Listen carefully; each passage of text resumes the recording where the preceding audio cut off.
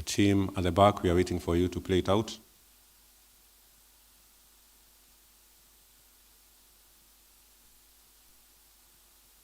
We can I,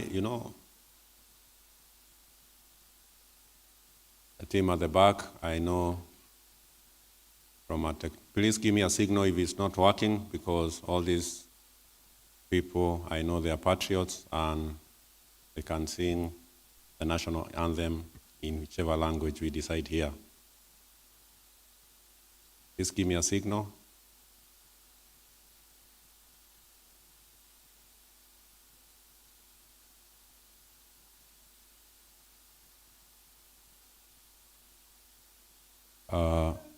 Good.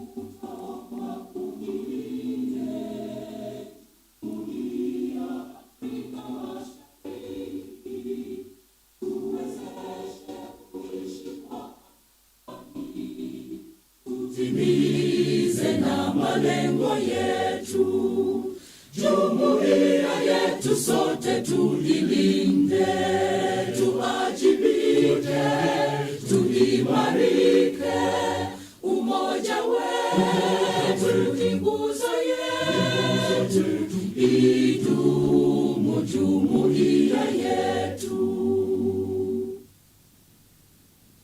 Good. Thank you very much. You may take your seats. Over to you, Willie. Janet, there are more seats front here, please. Thank you.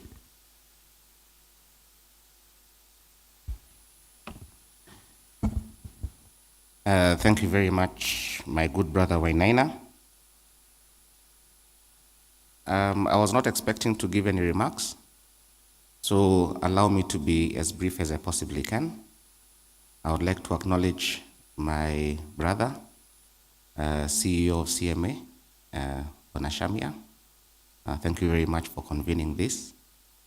I would like to recognize everybody here from the CMA. Thank you for putting this together. And my members from CASIB, whom I will ask to stand. So CASIB members, please, wherever you are, please do stand.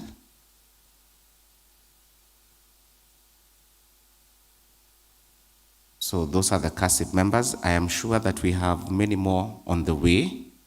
I would just like to acknowledge Nancy, who is my director at CASIB, who also doubles up as a director at the Nairobi Securities Exchange.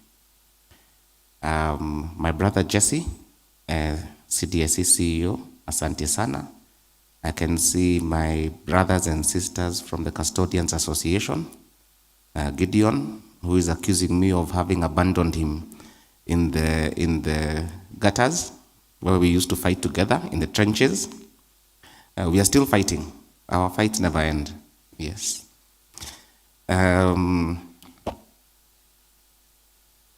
FMA members that are here. I think I'll just say that it is normally said that nothing is more powerful than an idea whose time has come. Karibu sana, Janet. Nothing is more powerful than an idea whose time has come. At the beginning of the year, CASIB had planned to hold a securities lending and borrowing event. We got to learn that CMA was organizing an SLB event. And then we received a letter from NSC asking us to partner in an SLB event. So you can see that all or many capital markets players had actually planned to have an SLB event this year to try and push this very important agenda that will help deepen our market. It is good that we have decided to hold it together as an industry, united, and I think that is the direction that we are taking as an industry today, to be able to put or convene our functions together. So without saying much more than that, I know we have Conrad, who is here representing my chairman, Donald Wangunyu, who sent his apologies. He could not make it. I know Conrad will be giving an elaborate presentation on securities lending and borrowing, and especially from the perspective of what we would be calling market intermediaries. With that, I thank you very much, and karibuni sana.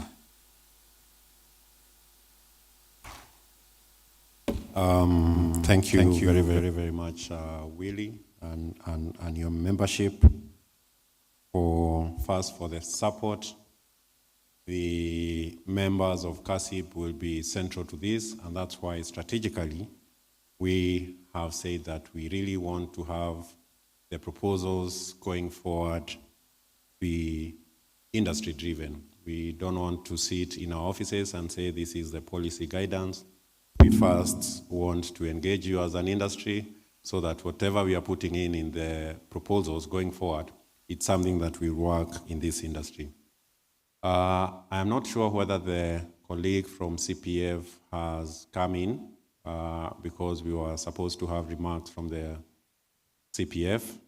But before they come in also, my CEO, Mr. Frank Mweti, has shared his apologies. He will be joining us later.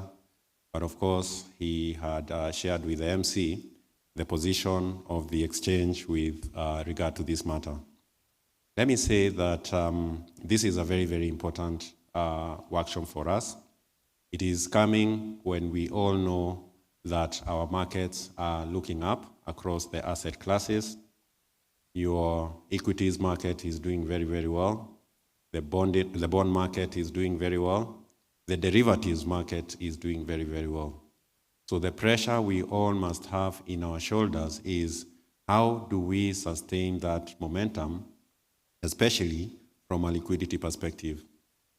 And when we were discussing the strategies around how to sustain this momentum as an exchange, two things as opportunities came to our mind. First is that we need to first look inward and grow our retail investor base. We all know the macro environment we are sitting in. Today, we are coming up when we have heard that the price of oil, for example, has gone up by a significant margin. What does that mean to us as capital markets? I was just discussing with my friends, and we were saying that probably it is time for us in the derivatives market to put out a product, and we know this can be done, that should probably be tracking oil. So we need, as the capital markets, to step forward and look at all these dynamics that will be here with us and provide solutions as a capital market. So this SLB is a very, very important facet to this liquidity that we are chasing. One of the feedback we have received as an exchange is that indeed there are the legal framework that was put together, I think in 2015. The infrastructure is there because, as we say, infrastructure can support any policy that comes to play. And that's why it's very, very important for us, from where we sit, I'm sure together with the CMA, together with other regulators, we get this feedback from you as a market as to what should be done to make this SLB work. Kenya and these capital markets is setting precedent in very many things. Just last week, we were holding sessions with a number of exchanges within Africa. And some of the questions that are playing in is, how have you guys sorted out your SLB preposition? They actually think we have SLB because the legal framework is there. Of course, we stammered a bit, knowing that we have this function and we make it better, but we have told them the first thing is for you to have the legal framework, and that's why the next stage they tell us, let's go to CMA and get how that framework is done. Now, when they are at CMA, we were telling them, and now we will have a 360 degrees so that we have the ecosystem, so that we appreciate this SLB. How can it support the market? So the way we have structured this program is that we have put in the owners of capital, and that's why we had invited CPF. CPF was supposed to open us the stage as the owners of capital on behalf of APTAC. So just as I'll be happy to note whether the CPF party is there, we also shall, of course, have a presentation or a keynote address from our CMA, that is our CEO CMA, Mr. Shamia. Okay, I'm advised that CPF is on the way. So when they come, we should be able to give them an opportunity. We have also set up a presentation. Remember, the CDSC is central to this, so we are very happy that the CEO CDSC will be making a presentation just to set the stage of where we are. We also have other presentation. One of the key things we have done today is that we have a custodian who will speak to us. I'm happy our friend Gideon is here, who shall be speaking to us. We also do have Conrad, who will be speaking on behalf of CASIB, because again, as a sales side, CASIB, you are very, very central to this.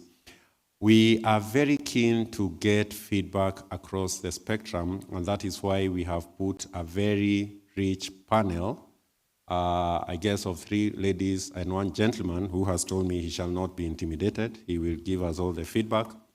And our thesis for that is that you give us how has this been in the market because you have been practicing it. That team has been constituted because we know they are doing something around the SLB. So just please bring forward what you think from a policy perspective should be addressed so that we make this better. So it is expected that by the time we are done with this session, we will have appreciated where we are, and most importantly, what needs to be done so that at least we make this SLB better. The outcome of this from where we sit as an exchange, when it works, because it must, is that we will have the SLB working. SLB is going to bring up market makers. Market makers are going to bring up day trading. So you can see this thing we are calling liquidity, especially on our equity space. Then we will be addressed by one bullet that is going to give us those 3 things. So with those very, very many remarks from Frank Mweti and the MC, I want to call our keynote speaker, Mr. Shamia, to come and address us. Then we'll be able to take it forward. Welcome, Chief.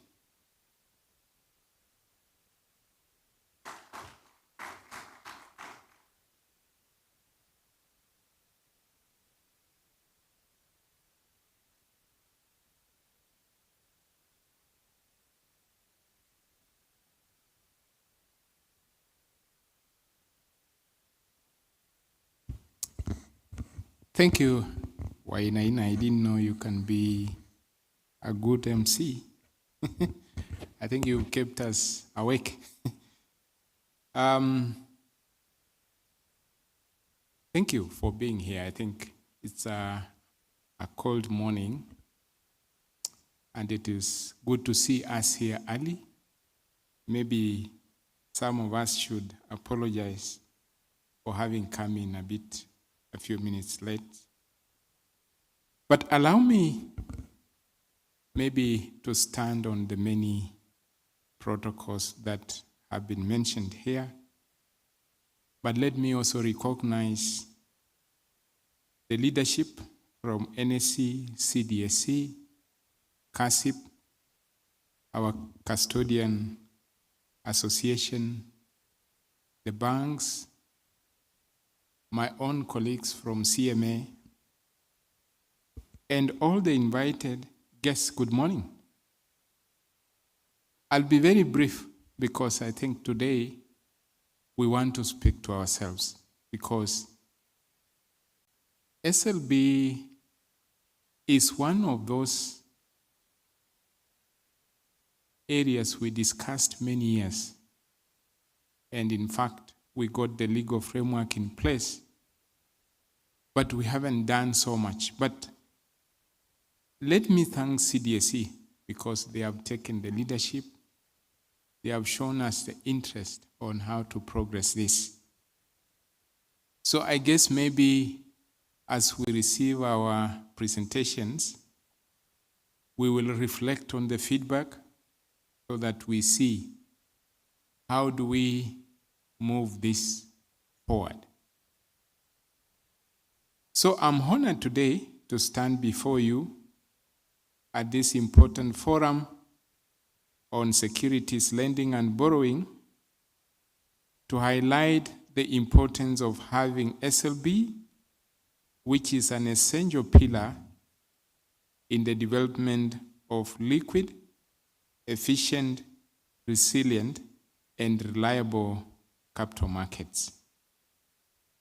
As CMA, we see SLB as a vital market mechanism that will support seamless transfer and settlement of securities to not only facilitate short selling, but also motivate market making and derivatives trading. Ladies and gentlemen, while SLB is well grounded and established elsewhere in countries, especially in the US and Europe, Japan, its adoption and extensive usage in Kenya remains a challenge. Just to give you a glimpse, in Africa, South Africa stands out as the biggest market and where we have most of the activities, with on-loan values for fixed income and equity at over $10 billion. However, its contribution to the global SLB transaction value of $2.6 trillion is very small. It therefore follows that Kenya, perhaps we are in a unique position and opportunity to shape SLB's development collaboratively and ensure it aligns with the country's long-term economic objectives. Ladies and gentlemen, some of us may be wondering, why are we expending time and resources, energy, to speak about SLB? For the lender, SLB is an opportunity to earn an extra return on an idle portfolio, if you allow me to use that word, of financial asset that may have to be held for a longer period to earn an equivalent amount of return. The potential to make additional profit through the fee charged to the borrower is therefore one of the main triggers of SLB from the lender's perspective. For the borrower, it allows for the deployment of alternative investment strategies like selling short to take advantage of market opportunities, thus aiding increasing liquidity and efficiency due to bid-ask narrowing and a wish by all market players. Improved liquidity can itself trigger higher trade volumes and thus a general improvement of welfare for all market stakeholders. In this regard, we at CMA have in place the current capital markets securities lending, borrowing, and short selling regulations 2017, which provide a broad framework for SLB and of course CDSC managing the process. The main features of SLB regulation in Kenya, let me just name a few of the aspects. First, CMA has the oversight regulator of all SLB activities in Kenya, ensuring transactions are seamless seamlessly conducted by authorized market stakeholders. 2, recognition of the temporal nature of that transfer of securities with SLB transaction not being registered as outright sales or purchases on the securities exchange. 3, borrowers being required to provide collateral, usually at least 100% of the value of the borrowed securities.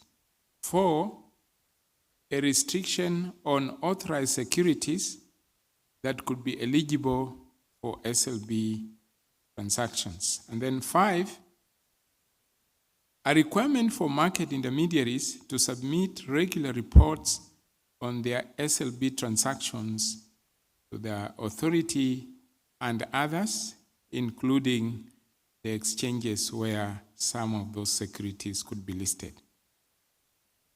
These regulations notwithstanding, ladies and gentlemen, the level of SLB activity in Kenya's capital markets has not peaked the way it was anticipated.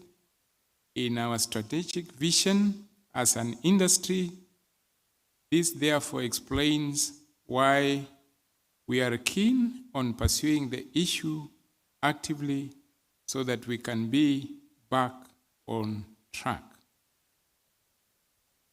As a key highlight, therefore, today we aim to receive crucial feedback on what the key pain points are, what could be done about the identified issues, and who should be responsible within which timelines.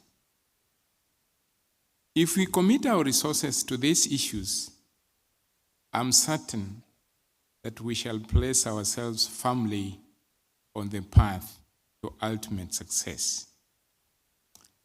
In closing, I wish that we be candid on this matter so that we can achieve our objective here today.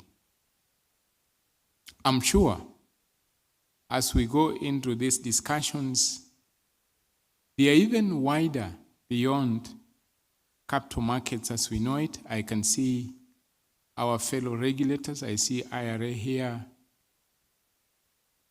The interest is for many, especially when you look at the two sides of our market, be it supply side and demand side. I think the issue of liquidity has been a serious challenge for us, especially, let me say, if you look at it before 2024, 25, we've seen the markets have looked up, as Wainaina said. But when you look at the rate of liquidity, it is not enough because there are markets which are very liquid. When we were doing our strategic plan, when one of the issues we felt we must address was liquidity. But as we looked at this, we asked ourselves very hard questions because efforts like SLB should have borne some fruits. We have day trading. We have direct market access discussions. But I think in aggregate, if you look at what we get out of this, it hasn't been that measurable.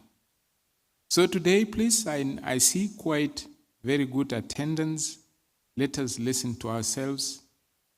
Perhaps the way we look at it could be something we need to revisit. But as CMA, we commit as usual. If we get good ideas, we shall still, of course, revisit our frameworks so that we can facilitate these transactions. So please, let's have a genuine discussion. I think we are willing to make sure SLB works for us. Thank you for listening to me.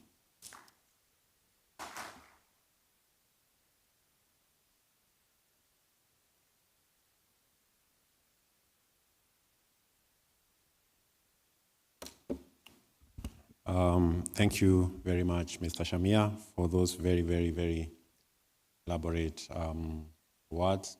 Let's appreciate Mr. Shamia again.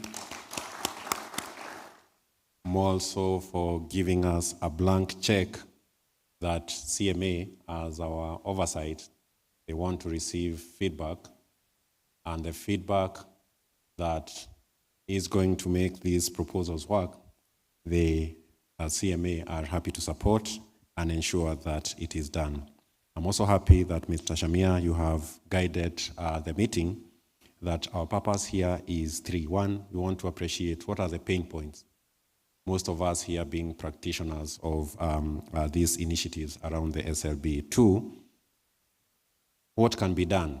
And no one here, I'm certain, has a monopoly of solutions. So when we come together, I am certain that we will be able to agree as an industry, this is what needs to be done so that we take this forward. And finally, you have also given us a ticket that we are very keen to know who should do it and with timeline. So that's the outcome of this meeting. For us as a market, from where we are and the momentum we have, we believe that if this work, we should be able to apply to move from emerging to frontier status, because liquidity is what is remaining a bit for us to get to that status and capital continue to flow. Thank you very much. So the next session is where we want to receive presentations. We do have 3 of us who are going to make each 15 minutes presentation, starting with the CEO of CDSC. I'm aware that our good technical people where the presentations need to be displayed, they have, you have received them. So Mr. Jassy, you have the stage for 15 minutes, after which Gideon will come in, and finally we shall have Conrad, who will be representing the CEO, the chairman of CASIP, to make his presentation. So Jassy, you do have the stage. Thank you.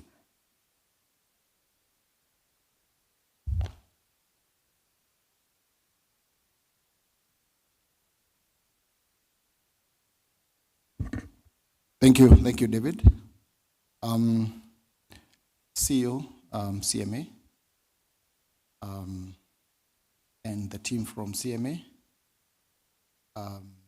Director, NSC, and the representation from NSC, CEO, CASIB, and CASIB members, the custodian, led by the chairperson of the custodian association, and the CDS at large, and all participants to this session, good morning. I'm going to take you through the journey, the landscape for clearing and settlement of SLB transaction in Kenya, and I'll be able to at least give the experience in the market. And I know I don't want to assume that everyone knows what is SLB. I'm sure we assume in the stock, the guys from the capital market always assume that everyone knows the terms that you use in the capital market. So SLB is security lending and borrowing. So in a layman term, it means there is someone called a lender and there is someone called a borrower. So the lender will lend their securities. Please note, not money, their securities, to someone called the borrower. The borrower will take the securities, come to the market, sell them when the prices are high. That is during the bullish period of the market. Then wait for the price to come down, buy back the securities at the low price, and return to the lender and now make that margin. That's basically what is SLB in simple terms. Now, if I start with the presentation, I'm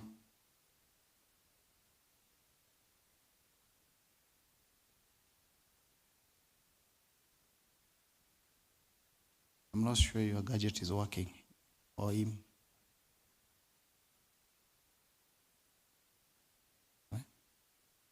Okay, we can go to the first slide. I'm not just going to talk about the second slide, please. Just what it's there. I'm going to explain more because we modeled this SLB from the days, I think I was in 2019. That's when we started modeling this framework. And what happened then, we had to get into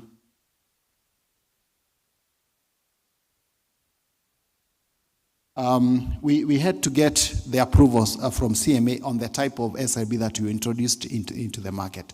So what happened, we did some studies from the world where SLB has been quite trading in terms of activities. The volume are a bit high. And we looked at two markets, and that was from those two markets, we basically looked at the key things that will help us establish the SLB in this market. Of course, we had other markets that we looked at in Europe and US, but when you look at some of these markets, their model of transactions are a bit different from how we do our things in the market. So we specifically remain with the two markets that had a very good background and study of how we can establish the SLB in this market. What we learned from some of those markets, some of the market had what we call the hybrid SLB models. By that I mean there are two types of SLB models, what we call the screen-based and the bilateral. Screen-based is a very easy process which we have in the market where you submit your bid to borrow, and if the matching happens between the bidding, the borrower and the lender, then the transaction happens, provided the collateral is there. So that is basically the screen-based. Now when we look at the bilateral, it's a very different kind of model from SLB, from screen-based. However, they are similar, but the technicality of how the collateral is handled changes the perspective. And to this room, a bilateral model is normally a solution to the screen-based issues. So we are going to get into that, and we'll be able to look at how those can be sorted. Now, I think the first, slide I've already talked about. Now, looking at the global industry overview and what's happening in the global markets, quite significant transactions happening. And you can see in 2025, there was an increase of about 26% from the volumes that the traded value, SLB traded value, what was there in 2024. There was also a similar or almost a double-digit improvement from 2023. So it's a growing product, and it's only in Kenya, and we are going to see our performance from the time we established the SLB in the market. Looking at the journey so far, the operations started around 2020 when we went into sandbox for the SLB model. And of course, in the sandbox, you are free to exercise some few things as you try to streamline the rules and also the operations of the product that you are setting up. And we thank CMA, the product moved out of the sandbox, and we are able to come to the market when we got the approval in 2022. So we had a full implementation, and at least between 2020 to 2023, there were about 23 transactions that happened in the market. And there were also some transactions that never matched in the market, about 22 of them. So it was an active, I would say, being a new product in the market and penetrating into a Kenyan market that was new to SLB product. That's something that we can say we really try to crack, but at the same time, from 2024, we have not had any transaction in the market. You can notice the difference between those years and from 2024. So the 2024, the market started going up. And now the prices, anybody or everyone in the market anticipated the prices to continue going up. And that can tell you why it was risky for some investors to get into SLB. I can tell you there were some lenders already in the market, but there was no one to borrow from those lenders. So that was there. I think in 2025, that's when we didn't have much of the radar. In fact, we at some point for like 9 months, we didn't have any radar in the market. So it can tell you now what now anticipation of the market was, because the market was starting to be bullish, or was bullish then. Now, looking at how those transactions happen, you can see the volume that we have been having. And the volumes in the market were between just 100 shares to about 1 million. And what we were experiencing in the market, the lending rates that were coming from the lenders was between 1% to about 12%. The rate tenure was about 30 to about 365 days. And those are the kind of analytics we got in the market. Now, going to now the specifics, these are the transactions that happened and the dates they happened. And you can see it's only 6 counters that were involved in the SLB. The durations that were there, it doesn't mean the expected duration it happened within those, or rather it happened in that quoted duration. Because what happened with an SLB, the borrower can return security as and when they want. Because if they have made their margin, they can be able to return the securities. The lender can also recall the transaction or the securities from the market because he's the owner, but he has to give at least 10 days for the borrower to be able to buy the security and bring back to the lender. Of course, he has to do some of the lending rate or lending number or the lending fee when they recall such transactions. At the same time, there are quite a number of transactions that expired and they were never successful within that particular period. So this just demonstrates that the structure is there and the model that we were operating at this time and during all this time was the skin-based model. Now, what are the product framework? The duration of the current SLB model you have in the market is between 1 day to 365 days. The eligible security is only the NSE 20 share index shares. Number of shares, we had a minimum of 100 and no maximum. As far as the lender is concerned, you earn the lender's fee. The borrower will earn from engaging the short selling. Lender has the right to recall the lend securities, and collateral is 100%, and there is an issue margin of 10%. Because of that, has to take care of the fluctuation in the prices, and we are going to discuss, especially around the collateral. I'm going to discuss more about it when I'm finishing my presentation. The corporate action still belong to the lender, and how we do the corporate action is when the borrower is returning the securities, he has to account for all the corporate action that have happened within that period.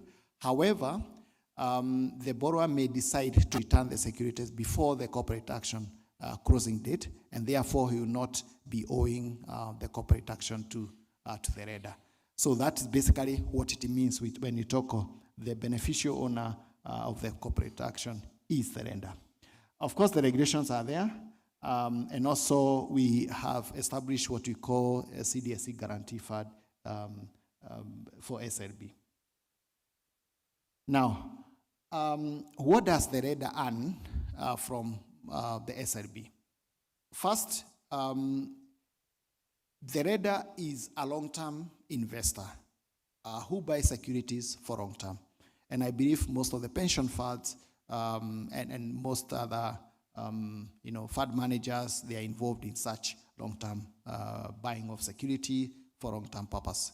So instead of keeping the securities, just earning the dividends for your members, you can be able to earn an extra fee from those securities by trading them in the market. So of course you quote the type of or the rate that you want from the trading those securities. So that is the extra additional income that you get from trading your securities. So these shares, when they'll be automatically transferred to both the borrower once the transaction has matched within CDSC. There is no counterparty risk as far as the screen-based model is concerned, because CDSC is involved in handling the collateral for the sake of the lender. I know one of the issues that will come there is why do you have the borrower give 110%? The borrower, and the borrower is not coming to the market to buy the securities. They are coming to the market to borrow. Let me tell you why it's different from just buying from the market.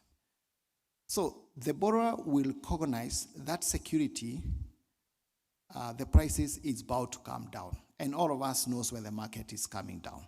Or a certain security is expected to come down. The price is expected to come down. So the borrower will come to the market, give the collateral, which is 110%, get the securities, which is 100%. Then immediately, because the price is high, or the price is expected to move up in the next few days, few weeks, sell those securities in the market and get his 100%. Okay? So whatever is left held in the collateral, when you net off, is about 10%. Okay? So that 10% is what now we can say it's because of the fluctuation. It's a margin that we, in case we need or there is a default in the market, that is what you use to buy the security in the market as soon the lender want those securities. So on return of the securities, the borrower will go to the market, buy those securities at the low price because he borrowed when the price was high with an expectation that the price will come down. Of course, there are chances the price may continue going up and the lender will lose at that point. The borrower will lose at that point. But with the sophisticated kind of lenders we have in this market, I am sure they know and when the market is coming down, all the prices are coming down.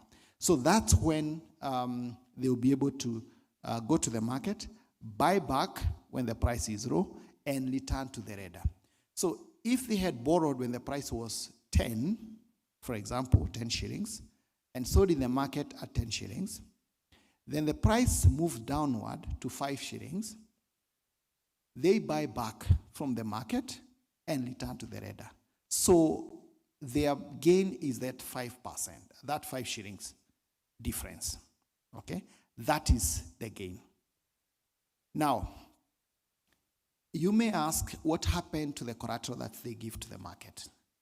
The 110% collateral, we fix them in a collateral, in a core account with the banks, with the tier 1 banks, and it earns some interest.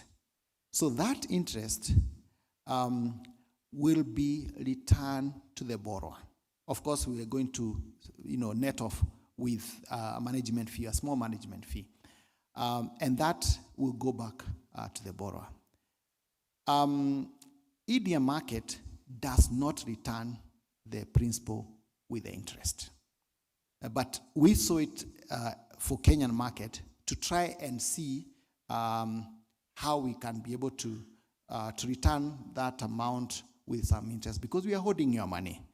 And that's why we said it's necessary we fix the amount in a core account, simply because if today the reader won't, or rather the borrower won't to end the transaction or to terminate the contract, then it means automatically we have to get the money back and pay back to him. So that's why it's going core account and you not go into a long-term fixed deposit. Now, I know why 110. And we had this when we are doing our stakeholders engagement with quite a number of you. If, for example, let's say we correct 20% from the borrower. And remember, the shares, once the borrower, the contract is signed off, the shares will move to the borrower. And the borrower will sell in the market, 100%. Okay? If the borrower default, for example, in a screen-based model, where do you get him? If he doesn't come back to return the shares at the end of the contract, it will be very hard to get him. So if you had corrected only 30%, you can only give 30% to the reader.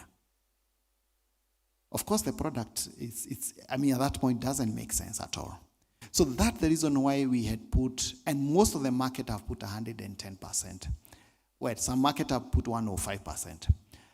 The reason for that is, in case the defaulter or the borrower default on the contract, we will be able to go back to the market, SCDSE, buy back the securities that the reader had lent out to the borrower,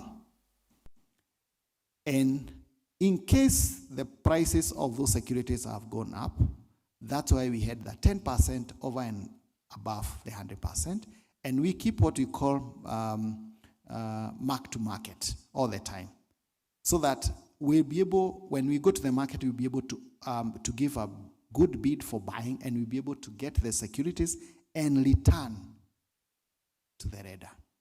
So that's the reason we have 110% collateral.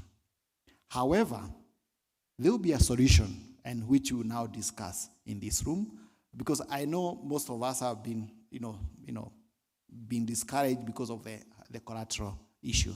But we are going to discuss how that can be mitigated when now we look at the bilateral model. So the screen-based model is a way to make sure anybody can come and lead security in the market, and anybody can borrow. So this SRB kind of model, the screen-based model, I don't know you as a borrower, and you don't know me as a reader.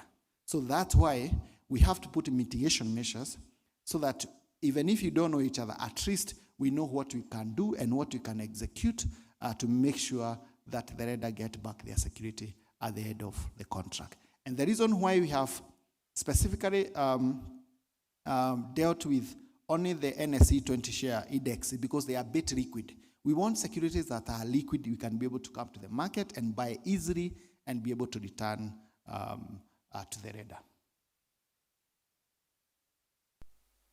I think I have explained how these things happen. I'm not going to read what happened within the transaction, and basically that's what happens. We had approved SRB agents when we started the SRB. However, that has since changed. We are looking at now all the CDAs being approved to do SRB, because it doesn't make sense. We know you are CDA, and then we require you to vet you again for an SRB product. I mean, it's the same equity market. It's just a product within the equity market. So it doesn't make sense to start vetting you again to become an SRB agent. So that has since changed, and we'll be able to engage anyone who wants to do SRB, so long you are an approved agent from CMA, and we'll be able to enter into those discussions. Of course, I think I've discussed all this. That's why I said most of these things I'll keep discussing as we continue. And I guess some of these things I've already highlighted. So the reason why the REDA will give 10 working days to recall notice to the borrower is because we will need time, or the borrower need time to go to the market and buy the securities. So as the REDA, if you want or you terminate your contract before the actual time for the contract, then you have to give at least 10 days notice so that the borrower can be able to go to the market and buy the securities to return to you. For the borrower, in case the borrower wants to return, he has no notice because the borrower is the one holding the security. And if he has made his money, he can always return to the securities, and we'll be able to return to the REDA, or we read the securities again. Because they'll be in the screen-based and they'll be available for reading, someone else can pick up and get into a new contract. Of course, we have risk mitigation measures. Of course, SRB rule and procedure is approved by CMA. No objection letter that we receive from RBA, knowing that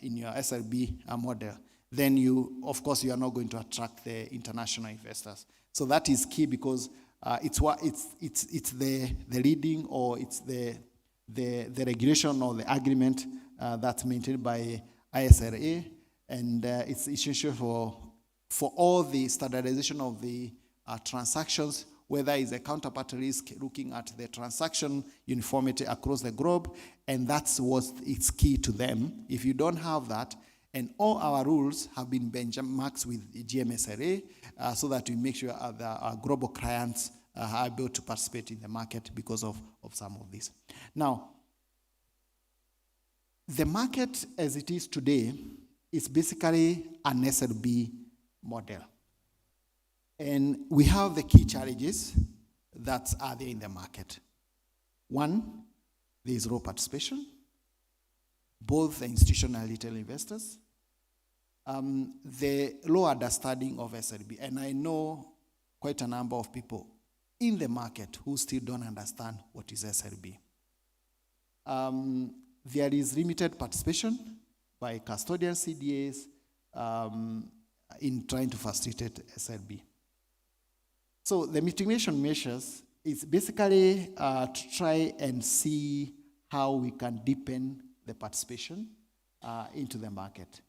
And after looking at all this, we, as CDSC, decided to now review the rules of the SRB, and we submitted what you call the bilateral rules, or amendment to the SRB rules. So amendment to the SRB rules, they are to cater for the bilateral model. And that's what will unlock the SRB.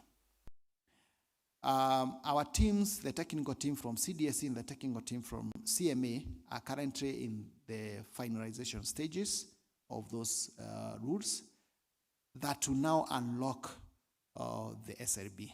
So What is bilateral? So bilateral is an alleged SLB.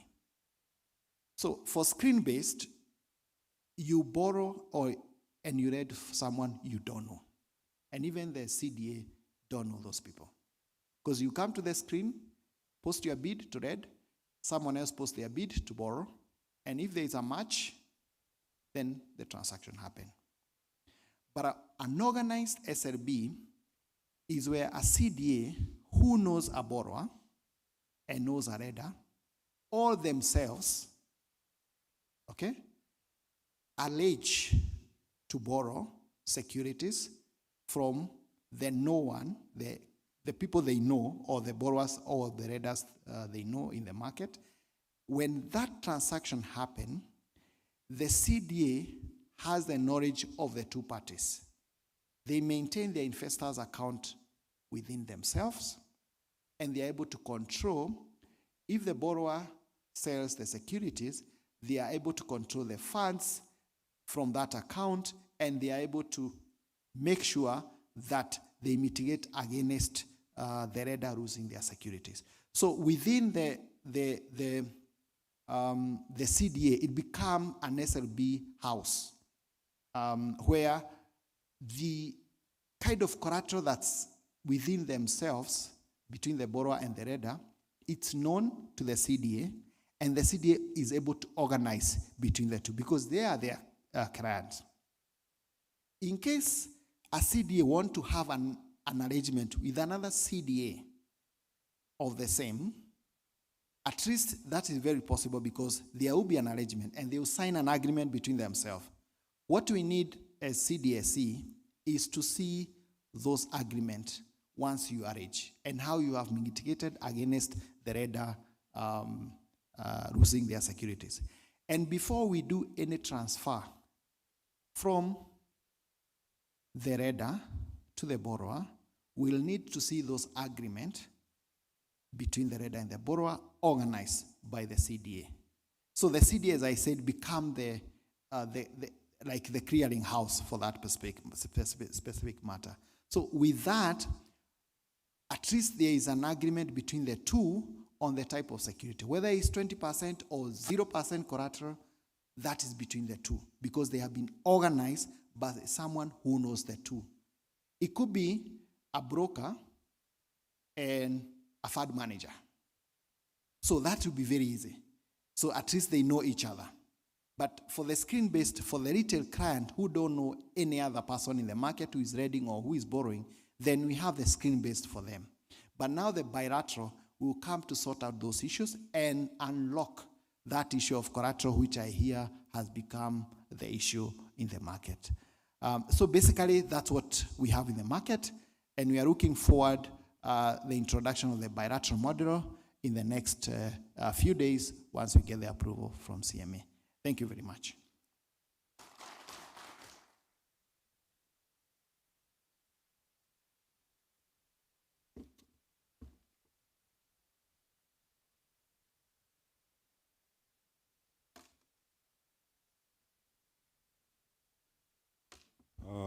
Thank you very, very much, CEO CDSC, for that very, very informative discussion. One of the things I picked is that all CDAs going forward are eligible to become CDAs and they can apply.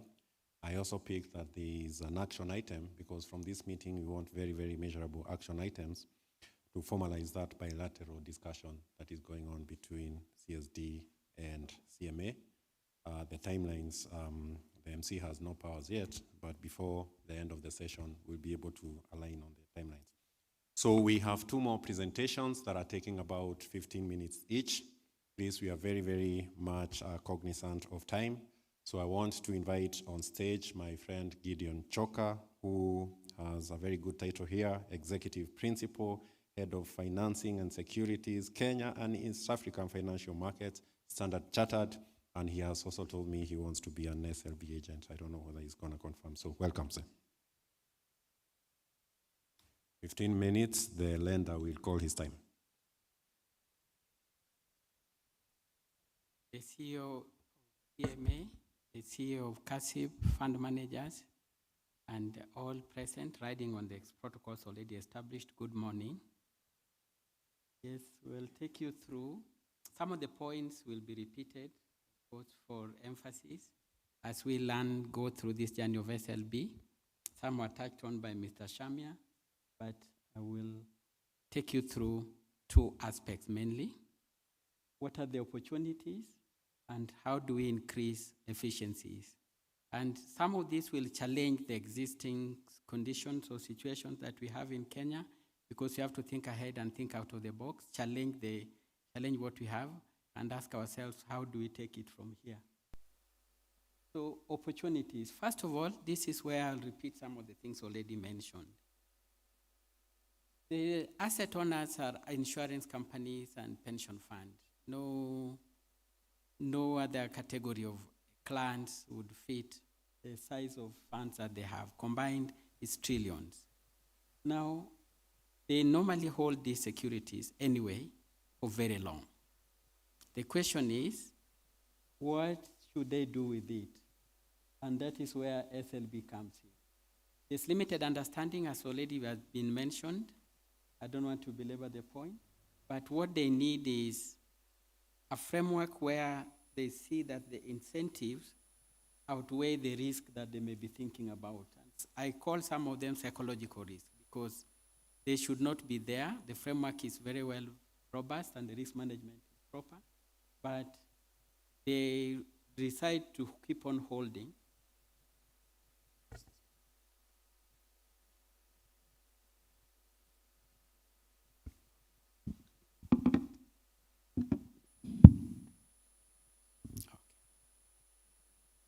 I call it psychological because the risks do not exist even if they exist, they're well mitigated. So first of all, let us look at what drives asset owners away from investing in SLB or allowing it to thrive. What are some of the things that can pull them, and what are some of the things that drive them away? I'll list them. So first of all, what can pull them into this SLB? One is additional alpha, yield enhancement. Currently, they just hold them for capital gain and dividend yield, which will not change. Capital gain will not change, dividend yield will also not change. So how do they get this additional alpha? That's the question. Then, retaining economic interest. They still will receive the dividend and any benefit that will come to them. They are still entitled to it. Another pull factor is cost offsetting. This has not been on the table much, but pension funds and insurance companies should come to appreciate that. The conversation should be a fund manager telling them that, look here, your fund management fee and custody fee were paid from SLB earnings. So if they add that over the years, it comes something sizable. That's the conversation that we should have, that this asset that you're holding idle, you're not doing anything with it. If you lend it to a borrower in a very secure environment, then this is what you will get, which they can touch and feel. The other item is risk mitigating through collateral. That has been mentioned. There's a very good haircut, 105, 110, and we are going to look at some of the ways of enhancing such. Then, portfolio optimization.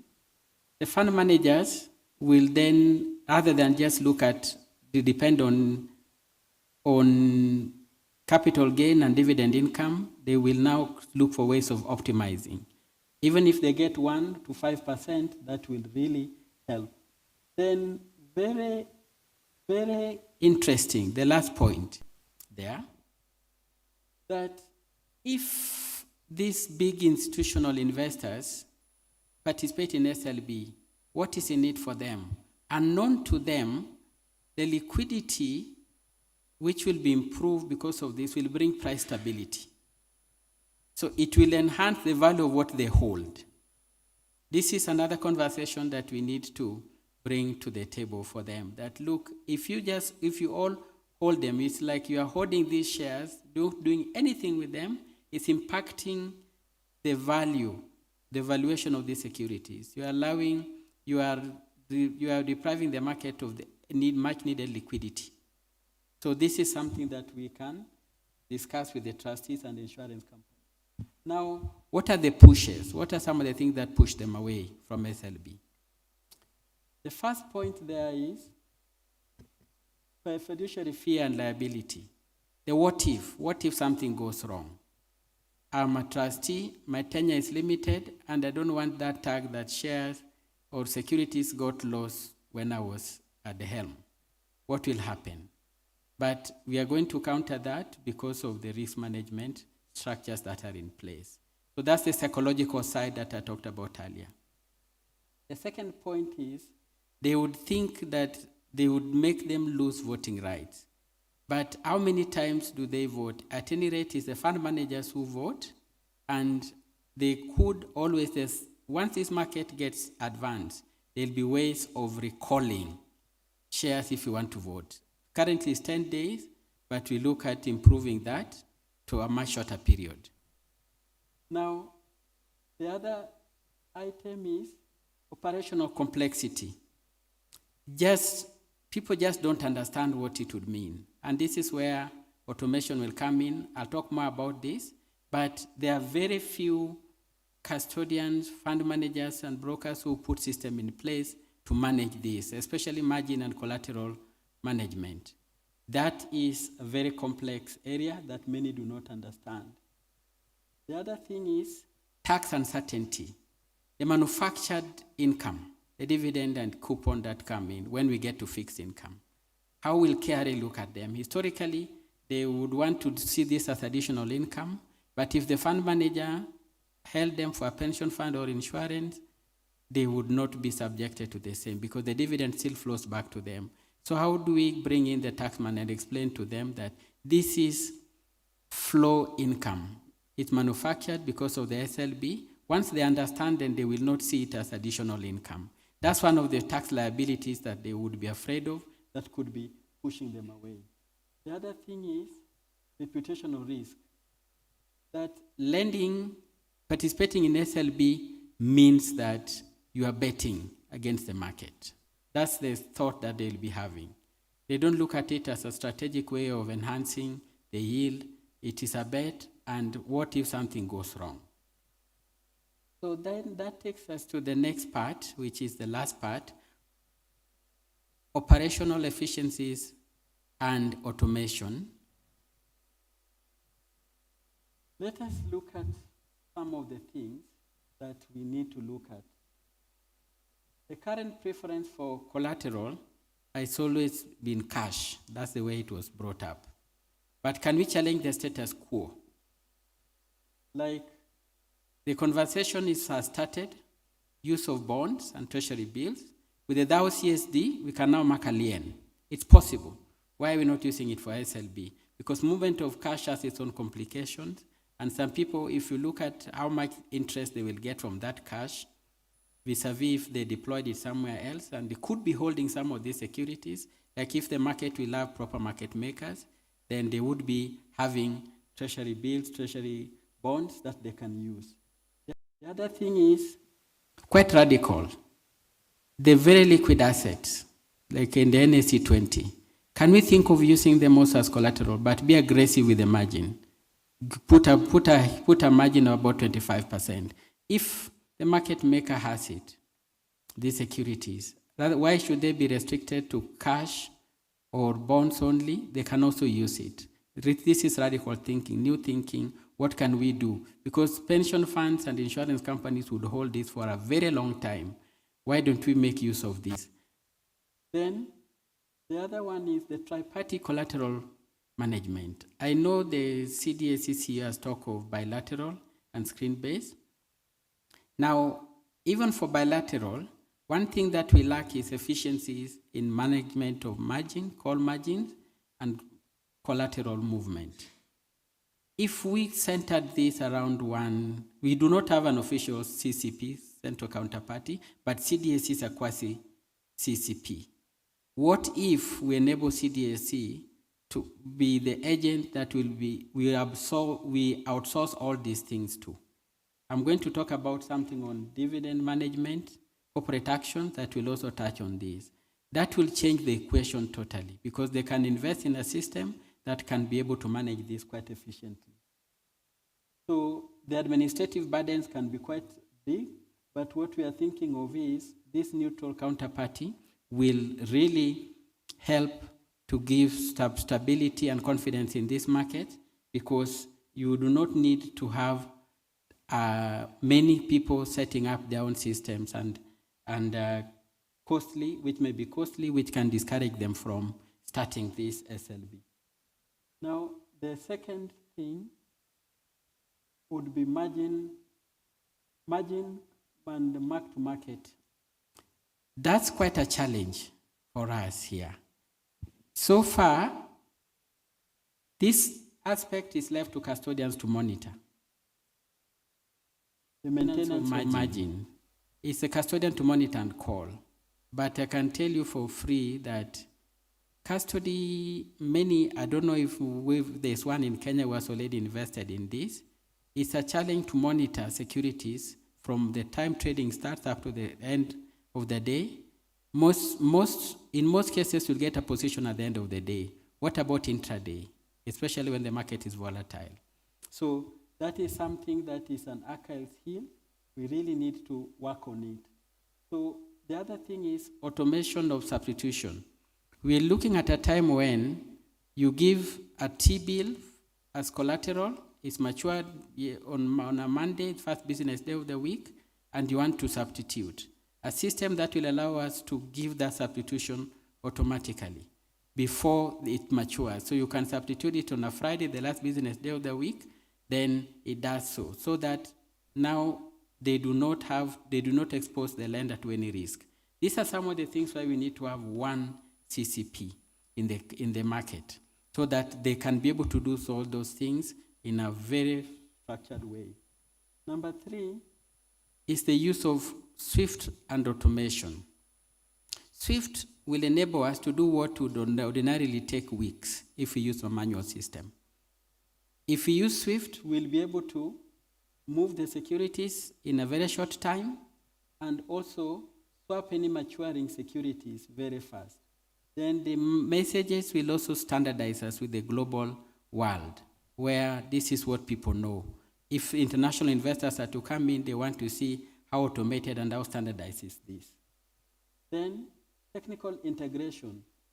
What if we work on a system that will enable fund managers and any other asset owners to get a feed of lendable securities that are not encumbered at all, so that it prompts them. It tells you you're holding this portfolio, this book is lendable, and if we have CDSC using them as a quasi-CCP, they can be able to generate such a report and send to these asset owners and tell them, this is what you are holding, this is what is available. Then they will be able to, it's a prompt that will prompt them. That's much better than leaving it to asset managers and insurance companies on their own to see which book it is, which book is available. That will be very good improvement. And what we look forward to is a time when this process becomes so efficient that at the one click, the fund manager will be able to participate in SLB. That one click gives instruction to the custodian, that goes to CDSC also, to move the collateral, and vice versa, if they want to recall. That one technology has to take us there. These are some of the things that will help us to make it very easy, because it has to be easy, it has to be risk-free if we are to move the needle. Number 4, the recall risk. 10 years, it can be recalled immediately, but how long does it take? This is what fund managers will be having as a nightmare when they think of it. Because on the one hand, they need to sell a security. If they hear of 10 days, how do we improve those efficiencies? That's what we need to look at. They should be able to be assured, the trustees and other asset owners, that they can be able to get their securities within a day, as and when they need it. That's what technology should afford us. Then automated recall management should be able to track corporate action and the notice period should only be 48 hours. Then they should be able to have this back. Then number 5, quite important, corporate action management, automation. Currently, if you lend, so far the people we've seen participate are retail investors. When institutions, investors start coming in, it will become quite complex. You are going to have a pension fund with about 20 corporate actions, or 10 or 15 or so. And then you've got 100 such clients who are participating in SLB. Can you think of the nightmare of keeping a record of, especially if fixed income comes in, government securities? Can you imagine how challenging that record will be? That's why we need to work with CDSC as a market to center everything here so that they can track.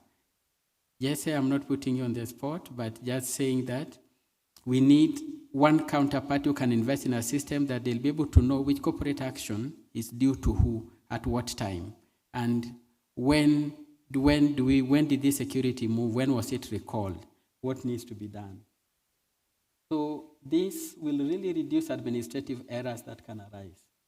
Those are some of the thinking that we can take to the next level. We need to challenge the status quo, and automation in summary would be key. Having one CCP even for bilateral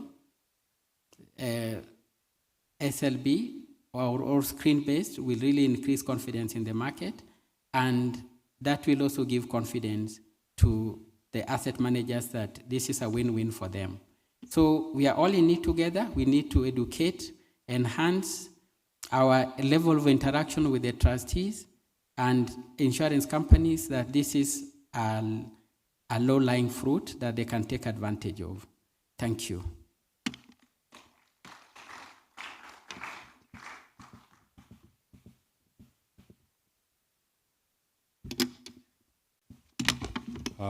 Thank you very, very much, Gideon. And also, I really like your slides where you have proposed solutions around the collateral. You have also mentioned CCP. So I'm sure these are some of the areas we are going to consider. We have 15 minutes before we take our break. So please, I want to request you to bear with me, those of us who are very busy on Wi-Fi. We appreciate that some of you are traders. But the discussion that we want to have here with Conrad actually has been practicing this SLB. He's going to share the experiences. So I want to give him 15 minutes before we take our break.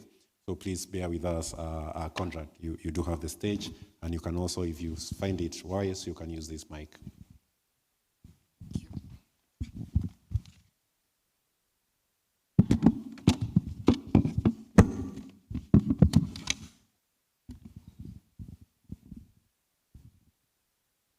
Mr. Wycliffe Shamia, CEO CMA, Jessica Ngoma, CEO CDSC, CEO of CASIB, Willie, ladies and gentlemen, all protocols observed. I'm here to give the perspective from the ground, from a CDA's perspective of trying to implement SLB. Listening to Jesse speak, it felt like looking in a one-way mirror, because we would hit a gap, have conversations with them, and listening to him is like hearing what was happening on the other side as they deliberated and then came back to us. So that I think has been very interesting. And so he's made my work easy, because then I don't have to go through everything that I had on my slides. So I'll start with framing my conversation. So my conversation will be framed around the gaps that we identified as we've worked with CDSC. You may be wondering why CDSC's logos in our presentation. It's because CDSC has partners with us, right? And as my CEO keeps repeating to me, that we cannot be where we are if it was not for the partnership of CDSC in SLB.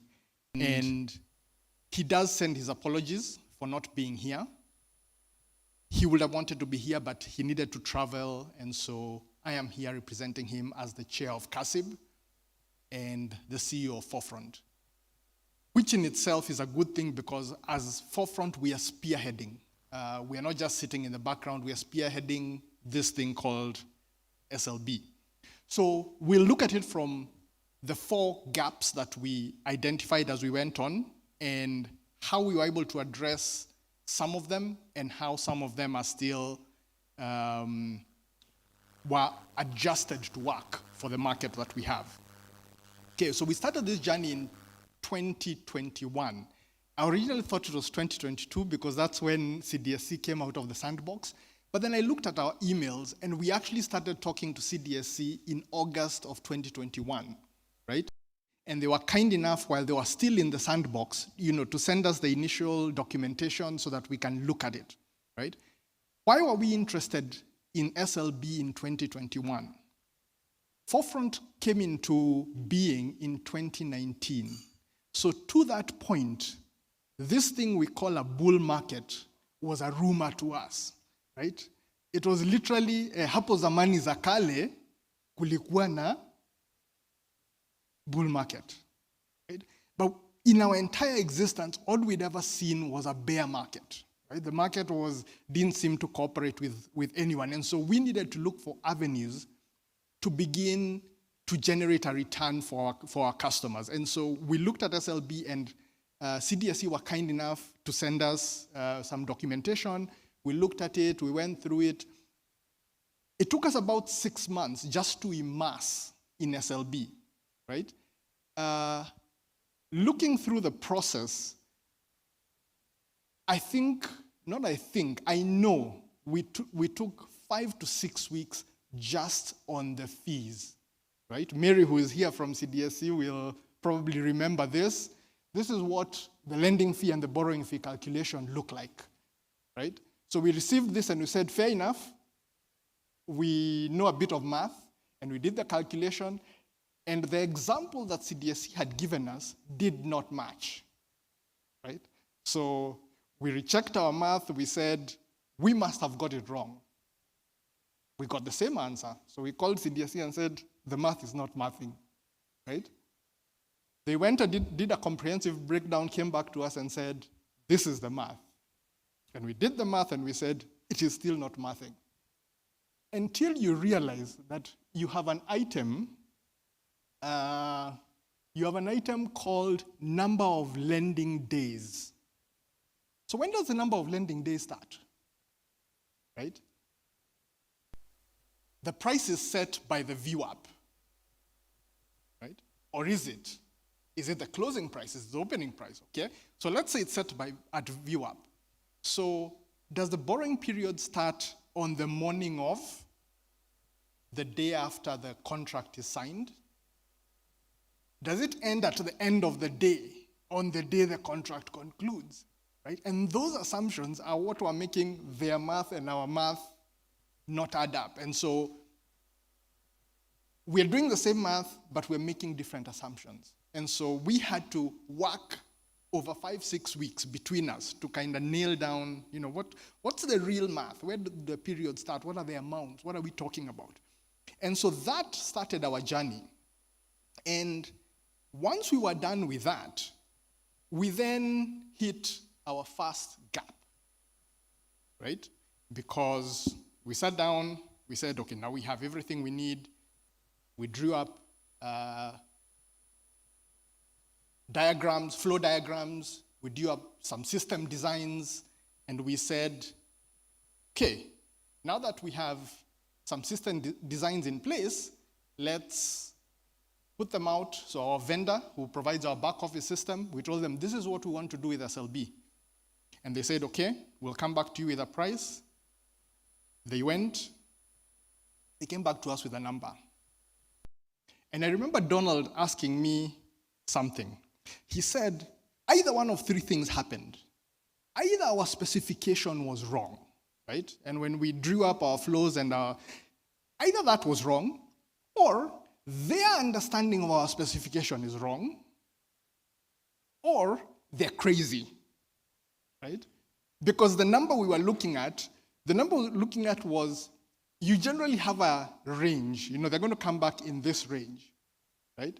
They were about 3 times over that range, and we know that they're expensive, right? So for us, it was kind of a reset, because we realized this is now not a technical problem, because we'd been dealing with the technical. You know, we'd been looking at pricing, we'd been looking at durations, fees. This is a business problem, because now we have to go back and ask for this money. Right? How do we even justify? They'll ask us, how much money will you make? And we tell them, no, this is a fresh thing. We are trying to see if there is a market for short selling. And so we moved into a business conversation, and that was a very difficult conversation to have with the business, because can you show us a return period? When will we get our money back? When do we even begin to show something? And our answer to them was, we don't know, right? And so that in itself was our first gap, right? Which is that there's a lot of things that need to be upgraded in the back end just to facilitate SLB, right? Because now we are tracking shares that are borrowed and lent, we are tracking rates, we are tracking dates, we are tracking collateral, we are tracking fees. And so the system needs a significant upgrade, right? And so the business conversation becomes a little more difficult when the product is, I don't know, right? So when we hit that gap, we realize that we have to give the board some answer. You know, we need to have a solution for that. And for us, the answer was pretty simple, that we needed to open up the platform, not just to our internal customers, right? We needed to build a platform so that any CDA, any CDS account, right, can borrow from any other CDS account. Because if we don't do that, then we don't have a business. Because as Jesse showed, you know, the number of transactions are not many. And so you cannot turn away any transaction, because turning away a transaction means that the transaction volume falls even further. And so we set it up as a platform, right? So we contract with investors irrespective of CDA, right? And so for the other side, so the other CDAs, for the other custodians, the overhead reduces. Now, if we can reduce their overhead, remember, we are trying to try and generate a business case. If we can reduce their overhead, maybe they'll encourage trades, right? Which will then lift, they say a rising tide lifts all boats. So we said, fair enough, it has to be open. We don't know how we'll sell it, but it has to be open. Then the question comes, what about the fees and commissions, right? And again, we batted back and forth with CDSC. What about the fees and commissions, right? And then we realized that the fees and commissions, if we open it up as a platform, the borrowed shares land at whichever CDA the borrower is at, right? So if I am with CDA A and Mr. Oinaina is with CDA B and he's borrowing my shares, right? When the shares are borrowed, they land in your CDA. When you sell them, that CDA keeps the commissions. When Jesse calculates the fees, he apportions that CDA's fees, he apportions this CDA's fees. So that solved the problem. Right? Now, the upshot or the downside is that the CDAs then will ask, what about the service overhead? And it had to be that CDSC and Forefront would take up the service overhead, right? Where when a customer queries, who do they query? Right? And that was an overhead that we were willing to carry. So moving on from there, so now we have some semblance of a case. We've built some level of prototype, what we call a minimum viable product. We said, okay, let's go to market. Let's test it. Let's do an actual transaction. And so we reached out to our head of equities trading, Mr. Owero, who's here, and he had been having conversations with his customers for 3 or 4 months prior, and we said, okay, we want to activate. We want to borrow X number of shares of. He went out, sent out feelers, reduced the list. By the time we got to day 3, right? A lot of you know exactly what has happened. The price has moved. So whatever margin we had in this back and forth, negotiating, okay, so what commission? How long will you borrow? Are you sure? Collateral, how much do I want? By the time we did that round trip, note, we are on day 3. The price has moved. We still do not have an agreement, right? So what do?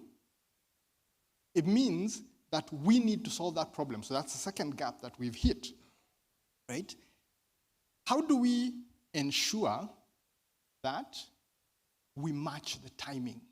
Because you don't want to miss timing. So we call this the execution timing gap. You cannot have an opportunity today and a day later you're still negotiating rates. It just doesn't work. And so we asked, okay, how do we solve this problem, right? And for us, it was clear that we needed to build a lending book, right? We needed a place where we needed to build a book where we can say, we're looking for 30,000 shares of ABSA, we know exactly where to get them. You're looking for 2,000 shares of EABL, you know exactly where to get them. So you're not chasing the deal down the road. You already have a pool that you can borrow from.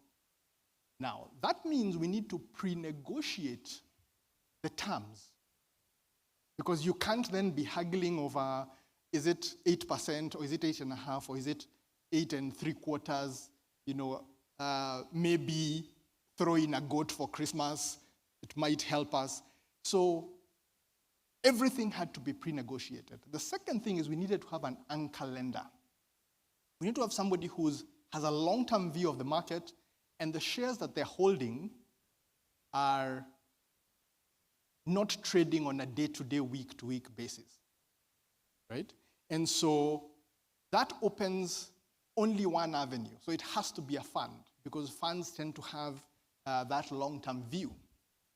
The third innovation that we came up with, and I think this we borrowed from, I think it was India, where you have an infinitely growing book. So if somebody borrows from the book, whatever shares they have in their CDS become available to the pool, right? And we're looking at it more for the retail side, right? So that we can have a book that keeps growing. As retail investors dip their toes in the market, we get a pool of shares that we can call upon as we go along. And so the book keeps growing as the trades increase. So we thought to ourselves, okay, so we've solved that, right? What next? And some people thought we were mad when we did this. But then we looked at global practice. And this is from South Africa, and I think Mr. Chaitama will come and speak to this, where the average lendable value is always multiples higher than the actual number of shares lent, right? So we weren't crazy. We needed to build a book. Okay? So we've built a book. We started having negotiations. I think those of you who work with a fund manager have seen Forefront come through your doors in 2023. And we had numerous conversations. And that's when we hit gap number 3, right? Because then now we're immersed in somebody else's business. How do we convince a fund to lend us their shares?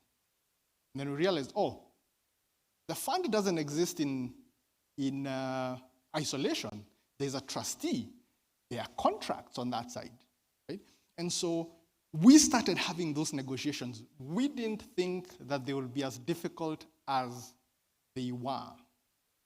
But we had a lot of conversations. We had, how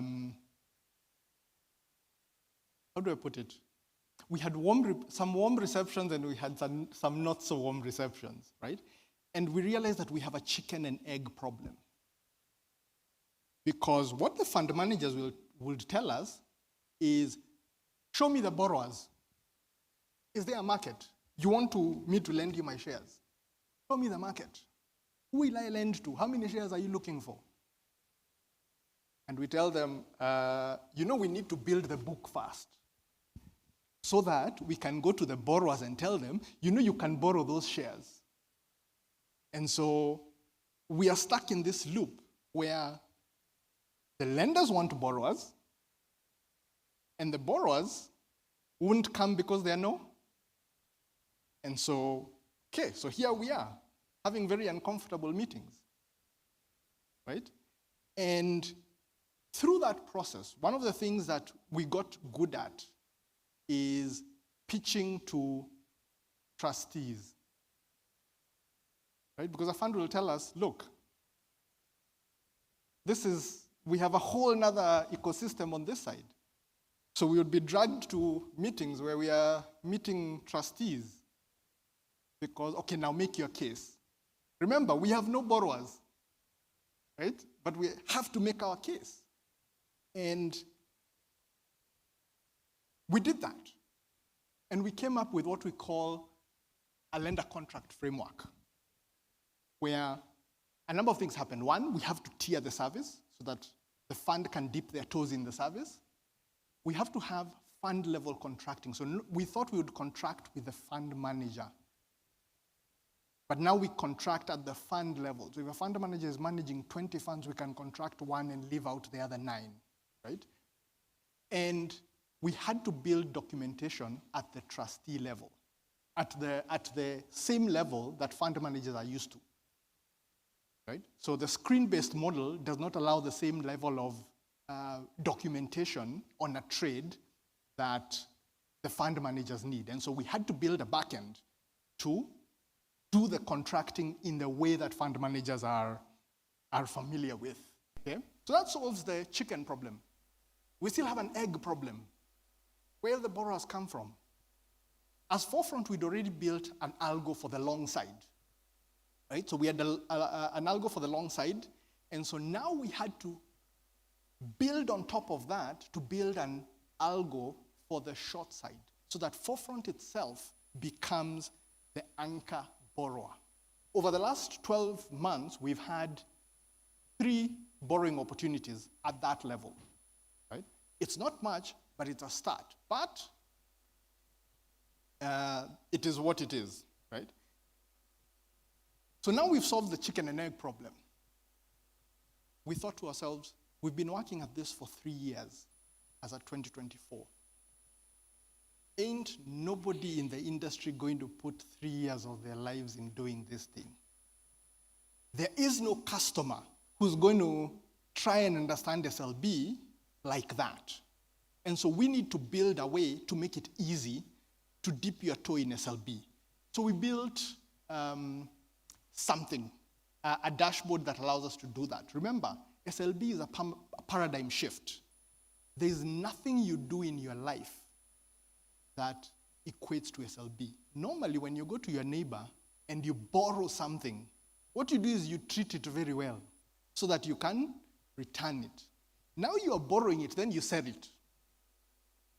So you've gone, you've borrowed, umeuza. At some point, utaenda kununua, umrudishie. There is nothing in our society, nothing in our psyche that tells us that's a viable business, right? And so we needed to build a tool that would onboard you very quickly. And so we built a calculator. It's a simple calculator. You enter a security, you enter a price, you enter an amount. It comes back to you with numbers. This trade is not profitable. The price needs to fall further. Do you think the price will fall further? If you don't, leave it. This trade is profitable. Now we are leveraging all the knowledge that CDSC has given us. That equation at the beginning and the interest that they pay. And once we started, we exposed this to a number of analysts and some fund managers, and they gave us feedback, right? And 4 things stood out. 1, it needed to be educational, meaning it just didn't need to give me numbers. It needed to tell me, give me feedback. The amount you've entered is not sufficient for that security, right? You need to complete the transaction in the calculator. If we then tell you, now go to your broker's dashboard and do that, we've lost you. So you needed to do everything in there. Collateral needed to be managed from there so that when you say, this is the amount, and we do the calculation and tell you need this much collateral, right? You can take that, send it on M-Pesa, and it travels. But more importantly, it needs to be open access. Back to our original, that we're building a platform, meaning any customer, any CDA, any fund should be able to use the calculator to generate opportunities. Now, we have a number of protections because we acknowledge this is a new thing. One of the key ones is we limit it not just to the NSE 20 that CDSC allows, we limit it to just the most liquid counters because people are trying something new. And so you don't want to come at it and say, okay, now I need to go and buy back some shares and they're not available, right? So we limit to ABSA, Co-op, EABL, Equity, KCB, and Com, right? The other thing we do is we restrict dividend book closure, right? So that, as Jesse said in his presentation, you have to manufacture a dividend. So we said, if you enter a time frame that crosses a book closure, we do not accept that transaction because we don't want to deal with the complexity, but more importantly, you don't want to be the one who's now wondering where will I manufacture the dividend from, right? And so we have those 2 protections for investors. So the question is, if the gaps are closed, why is SLB and short selling still not working from Forefront's perspective? And we have something that we discovered called the misalignment of scope. And Jesse alluded to it, which is they've been working very hard in the background to solve this. What if a CDA lacks the technical or operational capacity to act as a lending or borrowing agent? Or what if the CDA does not have the technical operational capacity to manage collateral? Right? So this is a conversation that CDSC and CMA and Forefront are having in various work streams to try and address because it is a critical conversation. There are a few other relevant conversations that I'll point out. One of the other things I'll point out is, as Mr. Choka said, there's a thing he called a tri-party collateral, right? For Forefront, that's the model we're actually working with, right? CDSC calls it a hybrid model, where it's not screen-based, it's not bilateral, it sits somewhere in between, where they hold the collateral as the central party. There are 2 relevant considerations. One is for RBA, who are not in the room, which is that there needs to be an alteration to Schedule G for them to do short selling. They already have a no objection for lending, but for them to dip their toes in short selling, they need Schedule G adjusted. For IRA who are here, your customers need no objection for lending and short selling, right? But they also need guidance, and this they said is critical. They need guidance on what happens to their ratios when they do this. Right?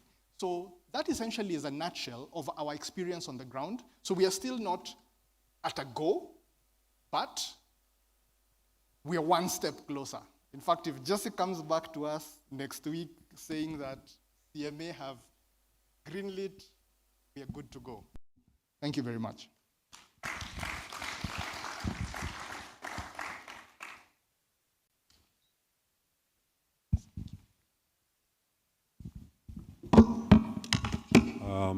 Thank you.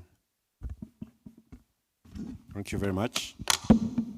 Very, very good presentation by Forefront. In fact, some of the people in the room here, Conrad, they were asking me whether you operate in this market.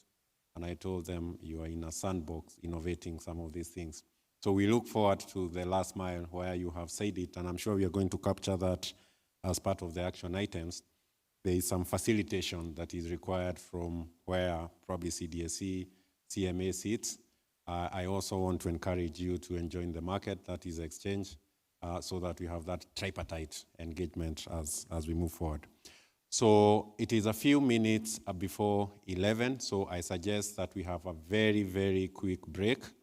We want to have a 10-minute break. You're free to come in here with your coffee and tea so that we engage within the timelines that we have. I have been advised that CPF is in the room, so I'll give you just 5 minutes after tea so that you give your offer as Forefront has given, and then we'll go to the panel discussion that again is going to take a maximum of 20 minutes, then we'll take it forward. So please, tea served outside. Thank you.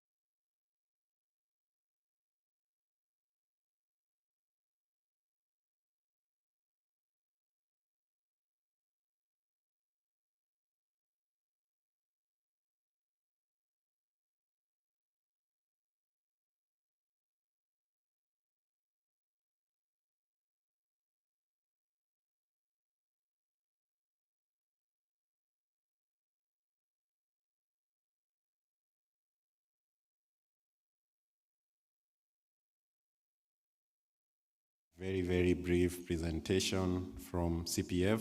Timothy Wamboi is with us. Just as Forefront has taken us through the innovations they're having, CPF also has something that is worthy our listening before tea. So Timothy, you'll have your 5 minutes or thereabout on stage, after which the panelists that will interact through your moderator gestures, please be ready, then we'll take it forward. Timothy.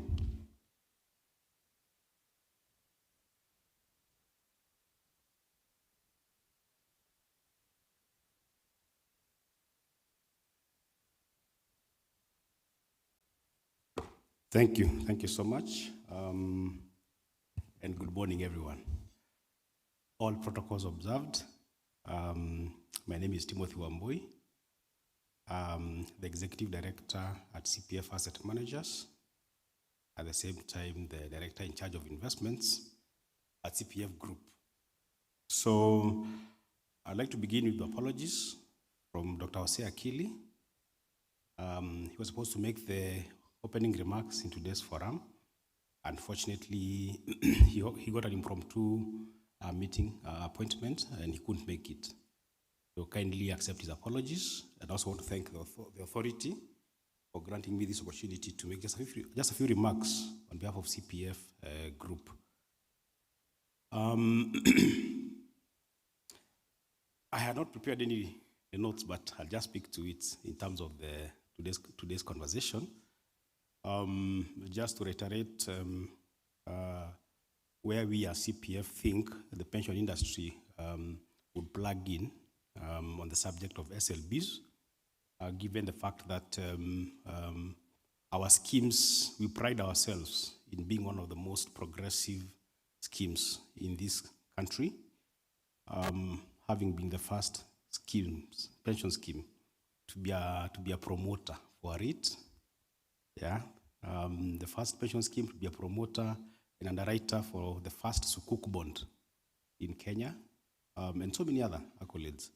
And so when we heard about the SLB product, you can imagine our excitement. And we said we must be in the forefront of ensuring that CPF takes the mantle in ensuring that that new frontier is successful. So when I think about SLBs, I see a very good opportunity, especially for pension schemes, because our fund managers who are here, Modoni, where is Modoni? Yes, who are here, they can attest to the fact that we normally employ a hybrid strategy of investments, whereby you have a portion of investment marked as active for trading, and the other portion marked as passive. Okay? So for example, if you have 1 million shares of Safaricom, you mark 400,000 shillings to be active. You can always take advantage of the volatility.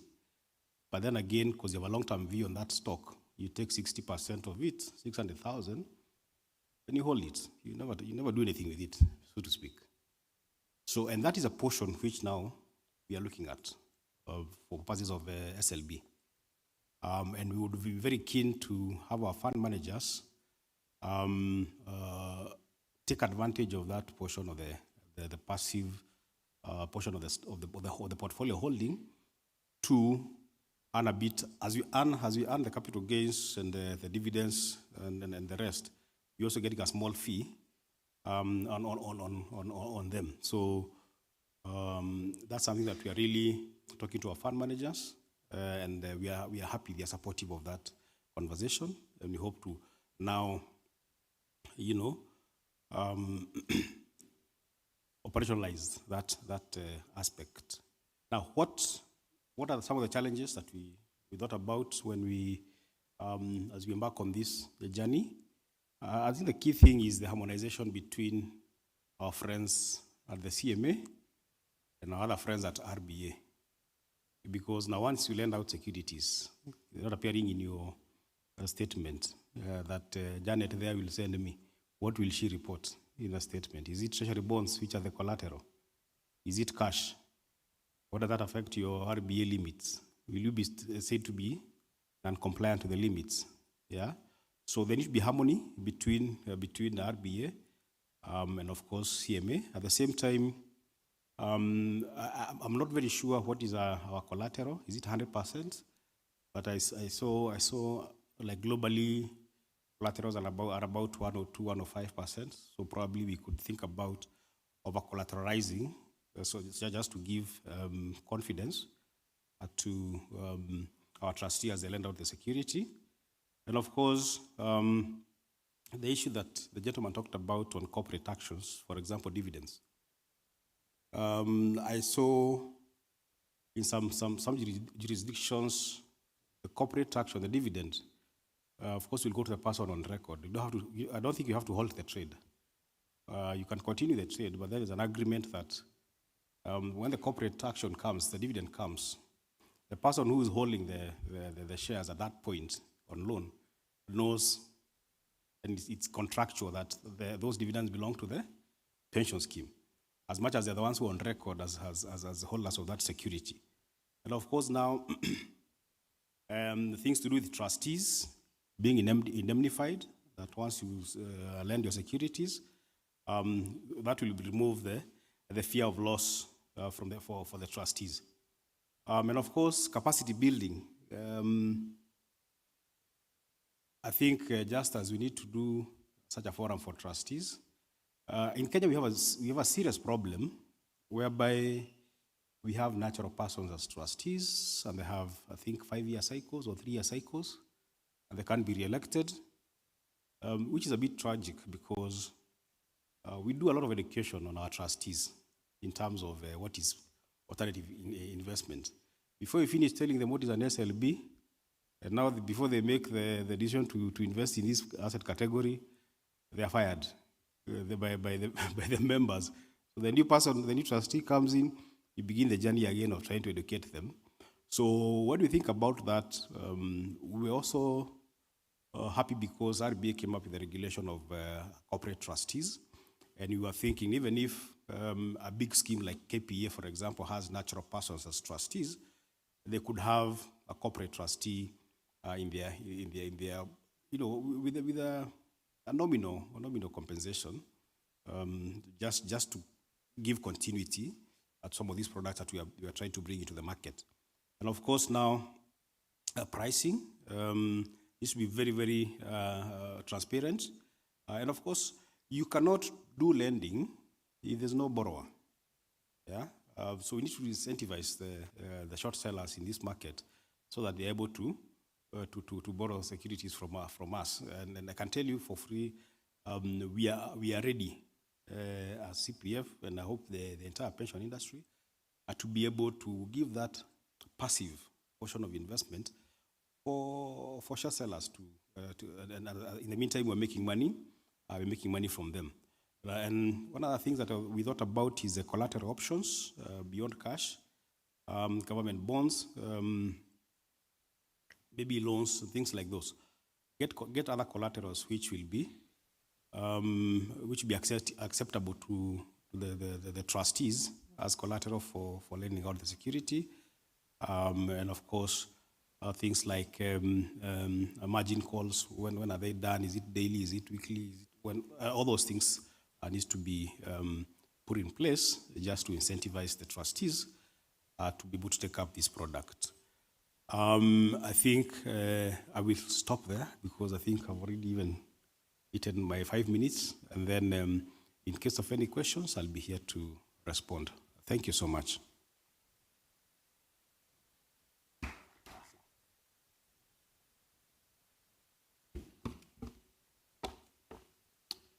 We have our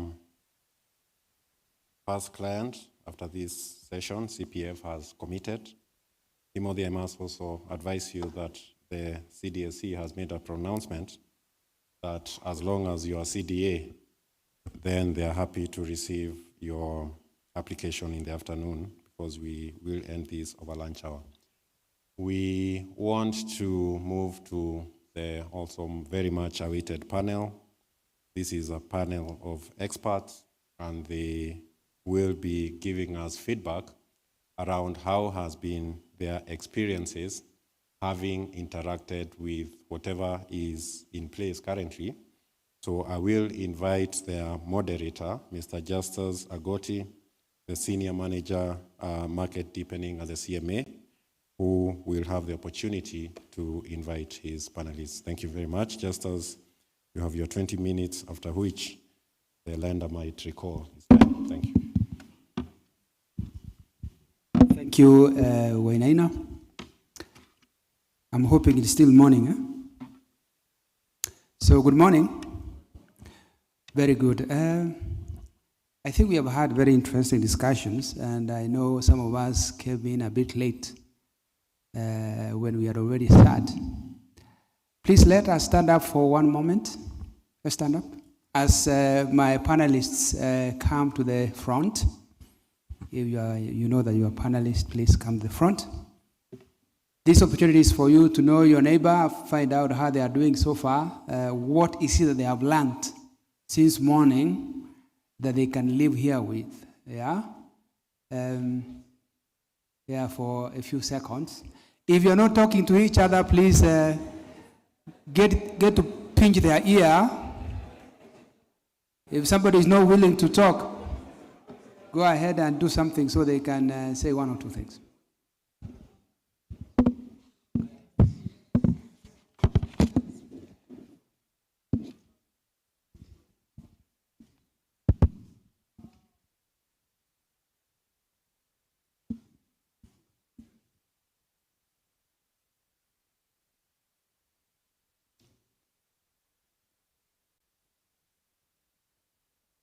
I believe we are all done now. We can have a seat. Thank you very much.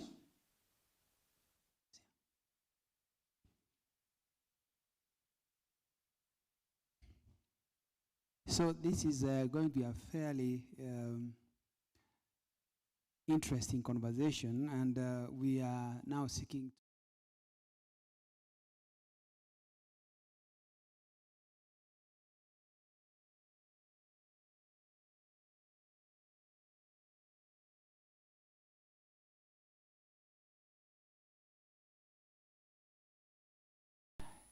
I'll do a quick introduction from my extreme left.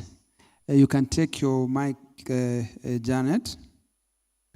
You can say your name, where you work, what you do, how what you do relates to SLB before I go into a few questions for you. Please take the mic. Good morning. My name is Janet Waiguru. I am the chair of the Custodian Association, but what pays my bills is I'm the head of investor services at Stanbic Bank. It's a privilege and an honor to be here. We've had multiple conversations with the Capital Markets Authority, with the CSD, in terms of SLB and what we need to do to really make this product, as it were, active. So if I look at how then my role at Stanbic then intersects with SLB, so as you'll appreciate, as Stanbic, we are a licensed custodian. So we really do sit at the heart of the market infrastructure. So what this means is that we support the institutional investors, pension funds, the collective investment schemes through the appointed fund managers and also the stockbrokers and foreign investors in their capital markets activity.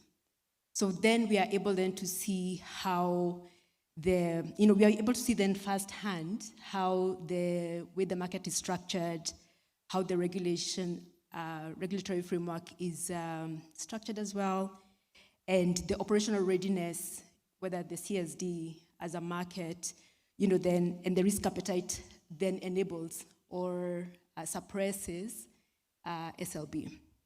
Okay, so as you continue, so specifically, what is the role of a custodian in an SLB transaction?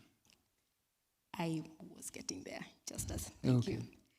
So ideally then what you find is that, SLB then intersects with custody in the sense that the SLB transaction will rely on the safe custody of the security, the accurate settlement. There's been conversation around collateral, how that collateral is controlled, the asset servicing, the corporate actions, the dividends, how are we collecting that? And of course, the robust fiducial oversight. I mean, Timothy has just talked about the concern that a trustee in their individual capacity would have concerns around the security has been lent and whether that is safe. So then what it means is that whereas, yes, we are a critical player in that value chain, we will not originate trade strategies. That's the part of Elizabeth and the fund managers. But we are then critical to then ensure that there is trust, there's control, and there's market confidence. So if we then now move in terms of my role from a custodian perspective and how then we are involved from an SLB or lending transaction, is that then we have to we have to look at it. We have to look at SLB as a controlled transfer of beneficial use of securities, backed by collateral, and of course now governed by the legal, operational, and the risk frameworks that have been put in place. So when you look at it now on the way it works, then it means our primary role, as you'll appreciate, as a custodian is safekeeping and settlement of the securities, right? So then we must ensure that there is that accurate movement of the security. So if a client says, I'm willing to lend 1 million shares, I'm not moving 10 million. Okay. Right? Okay. Then you have to look at the collateral management of it. So if it's that 110, how is it receipted? Whether it's cash, whether it's securities, how is it being received? How is it being valued to ensure that it still covers the lender? Yeah. And then how are we then monitoring to ensure that if there are margin calls, that is being done and done on a prompt basis? Okay. From an asset servicing perspective, it then means I have to be mindful and aware, as Conrad mentioned, around the book closure date of the securities that have been lent. So how am I tracking to that the pension fund who has lent that security, I'm still able to track that dividend accruing to that security, and then ensuring that ideally the economic value of that security remains whole. When you then talk about reporting and the transparency, Timothy did mention around the security is out. I've lent it on behalf of, under the instructions of my fund manager and the fund. So then how am I ensuring that the fund has clear sight of the securities that have been lent? Because then it will also still give them comfort in that when that period ends, they will still receive whatever it is that they have lent out. Okay. I think the other one is around supporting the audit trails, right? The trust, the scheme must then know that I lent out my security on 12th of February. It can be a random day, it doesn't have to be fast, right? And I'm able to show that within that contract period, I'm monitoring to see how that security is moving and that we are doing the margin calls and the collateral is still adequate. And give that comfort even in terms of the required regulatory disclosures. Timothy did talk about the harmonization between the Capital Markets Authority and RBA and the obligations, the reporting obligations that sits therein. When we then now look at, the last critical one would be around the risk and fiducial oversight. As a custodian, then I have a critical role in providing that trust and safekeeping those securities. So it's really then ensuring that that lent out portfolio. Timothy did speak about if they have 1 million shares, 400,000 is active, 600 can be lent out. Yeah. Then we then need to ensure that that activity, when Elizabeth gives me instructions to lend out the 200, it's still in line with the 600 that has been allocated and approved for such activity. That again, it's also aligning with the fund rules and the regulatory obligations. So in a nutshell, is that nutshell? That's it's it. quite long. Okay. That's the role of custodian. That's how we see ourselves playing a critical role in the SLB framework. Yeah, thank you very much. That's a very comprehensive highlight of what the custodians do. For those who have not interacted with custodians, I think you have a fairly good picture on exactly what they do.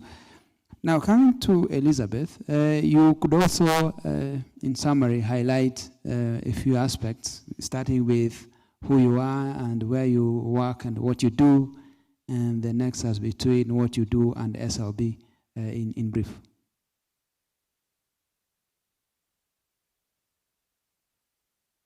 Good morning, everybody. So my name is Elizabeth Irungo, and I'm the head of business, ABSA Asset Management Limited. We are a licensed fund manager, so we deal with investing funds on behalf of our customers, including the pension schemes. So, and the other thing, and the other hat that I'm wearing when I'm seated here is that I'm the chair of the Public Markets Committee under the Fund Managers Association, an association of fund managers in Kenya who are aligned in terms of making sure that we deepen our services and a reach of our services to the people. And we also work closely with our regulators to make sure that we give professional services to all our customers, whether it is retail, whether it is pensions, whether it is insurance companies, foreigners. We do that, and our CEO is also around. Fred, it is good for me to recognize the CEO of Fund Managers Association. He's the one who was supposed to be seated here, so I'll be speaking on behalf of FME, not ABSA Bank. So what is the nexus of the fund managers and the SLB? I think as it has been pointed from one speaker to the other, fund managers hold the assets over in trillions. If you combine the CIS and the pension assets and the insurance assets which are under fund managers, it is in trillions of shillings. And those portfolios are long only. So we've been specifically just investing in a long-only style, meaning that we buy and hold. Sometimes we will exit portions of these assets, but largely we are on a buy and hold type of portfolio. So quite a passive type of investment style. I know that Timothy Wambui has said they've introduced a bit of flexibility where they have a core portfolio and a satellite portfolio, which is something that we are seeing, meaning that fund managers are getting out of the buy and hold kind of strategy and adopting to more aggressive and dynamic way of investing.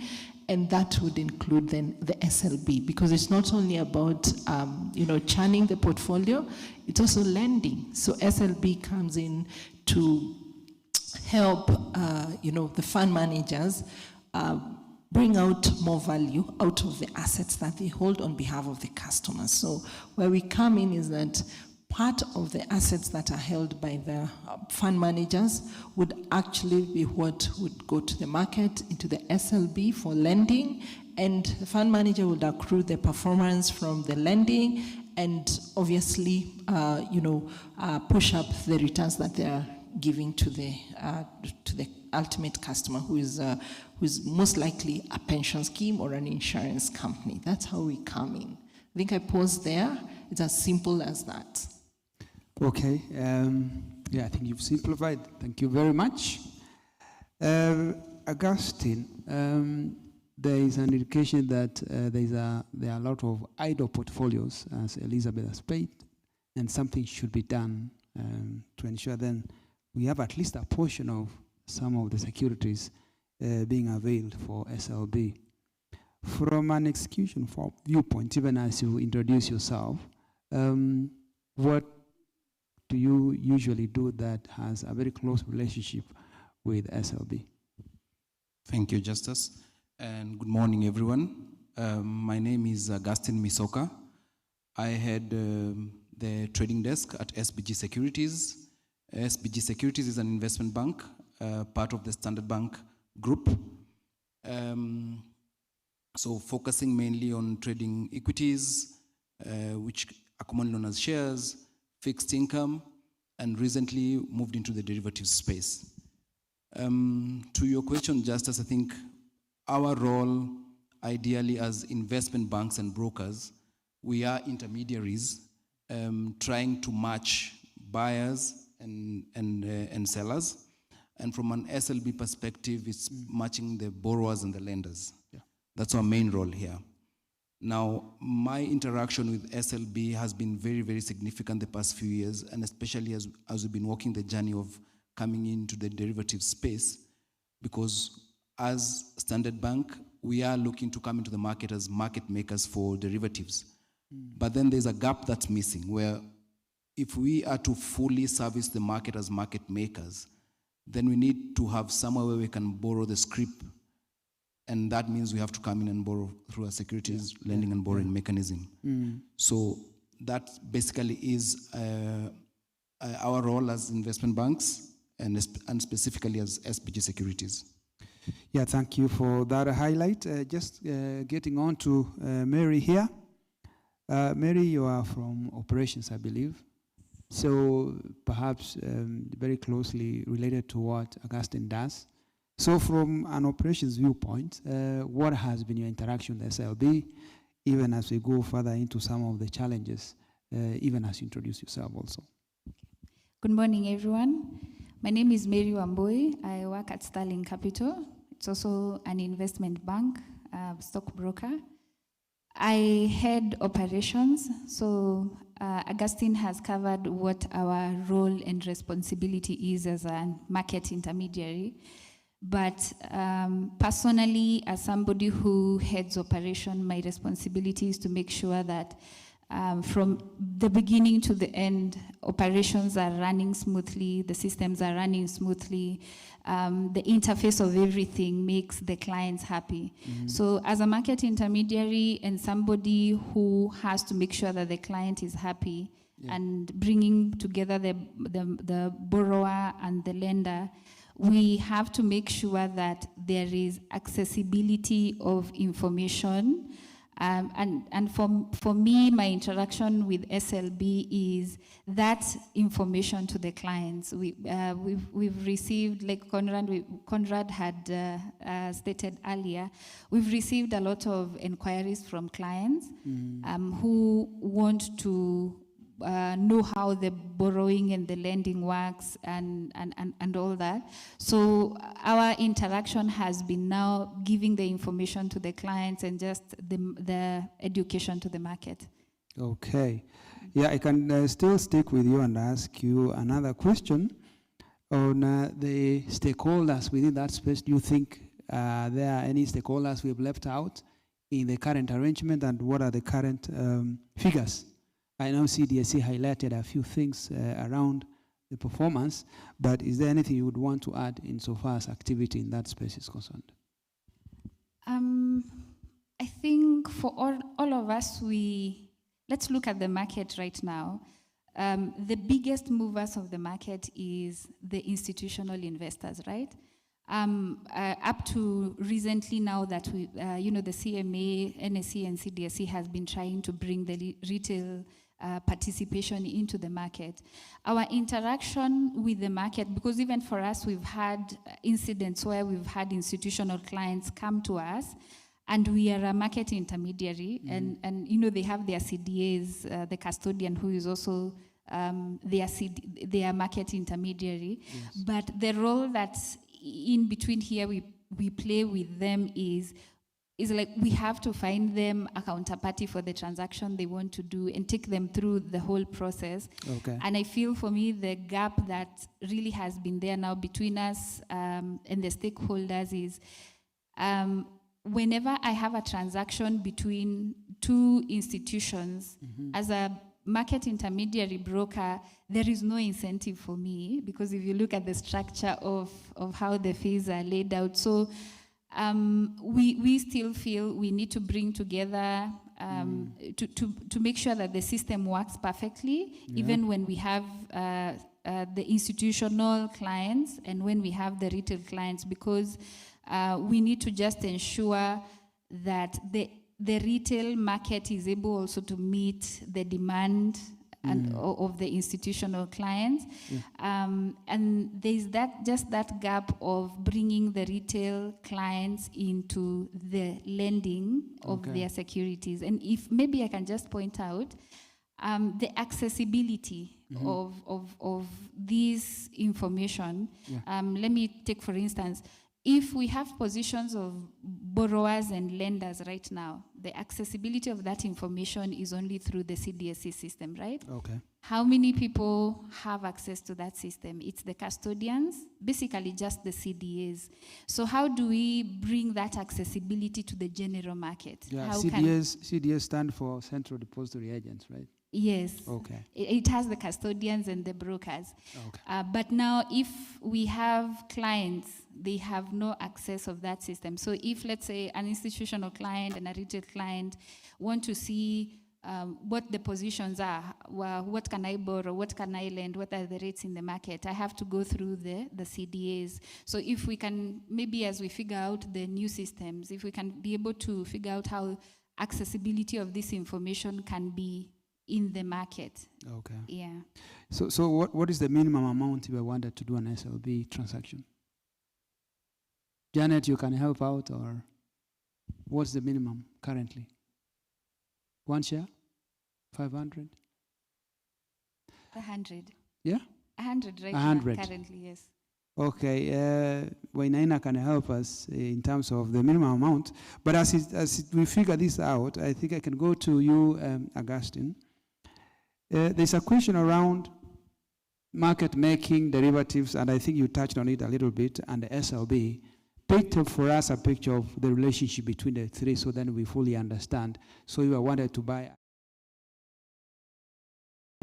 How does that relate to market making, and how does that relate to SLB?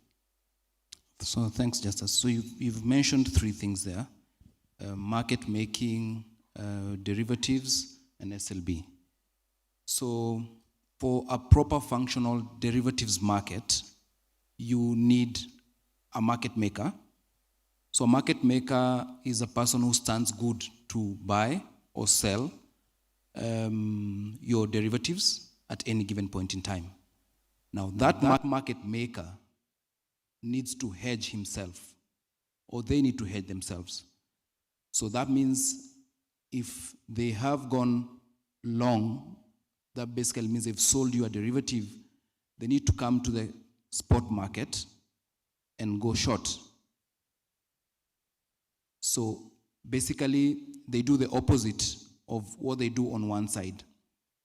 So as is currently, a market maker, with the way the SLB framework is working, you know, it's not, with the way it's functioning right now, it's not possible for a market maker to give you both positions, a buy and a sell, because then they'll have to, if they want to go short, they'll have to go to the market and sell first, and then come back and offer you the solution.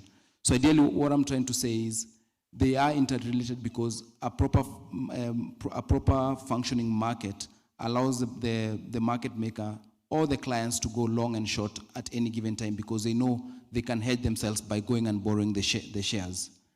I think most speakers have mentioned here, and just to reiterate that those are some of the key issues that we're facing, because as a market maker, like ourselves coming into the market as market makers, we're struggling with the same issues.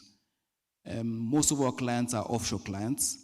They want the comfort of the global standards and what's happening globally. So if I'm to come to Kenya, what are the frameworks that are in place? Are they the global frameworks? Then now we face those challenges. So ideally, the three are intermarried in some ways, because they help to give the market a bit of robustness, and also helps in price discovery, because if I'm able to take a position and say go short, I think Timothy has said 60% of their assets are probably being held for the long term, 40% for trading. So you can imagine, and I think, I don't have the right figures, but I think that's probably what happens in the market. About 70% or 75% of the assets are actually held by fund managers who are holding them for the long term. So you find that there's no price discovery. So then that's where derivatives and SLB marry each other to make sure that you're able to take a position and there's price discovery in the market. Okay, thanks, Augustine. For those who may be lost on going long, going short, it's usually, some of those technical terms are the ones that chase people away from the market. Yeah, but going short, for those who want to know, would be you take a position of, you immediately purchase with the expectation that, you immediately sell whatever you have with the expectation that the prices are going to go down so you can buy back after the prices have fallen. Going long means you're buying now with the expectation that the price is going to rise so you can sell. I hope I'm clear. Yeah, so some of those technical terms can be very confusing, and then you find that the capital market stakeholders are usually accused of using very big terms in the process, losing some of the key stakeholders who could help us grow the market. Yeah, so going to Elizabeth, I think you covered a bit around what fund managers do and how this could help improve return on the portfolio that is already held. But you can also give us a perspective of some of the key aspects of fund management and in the interaction of fund management with trustees. That relationship is sometimes what may be causing some challenge.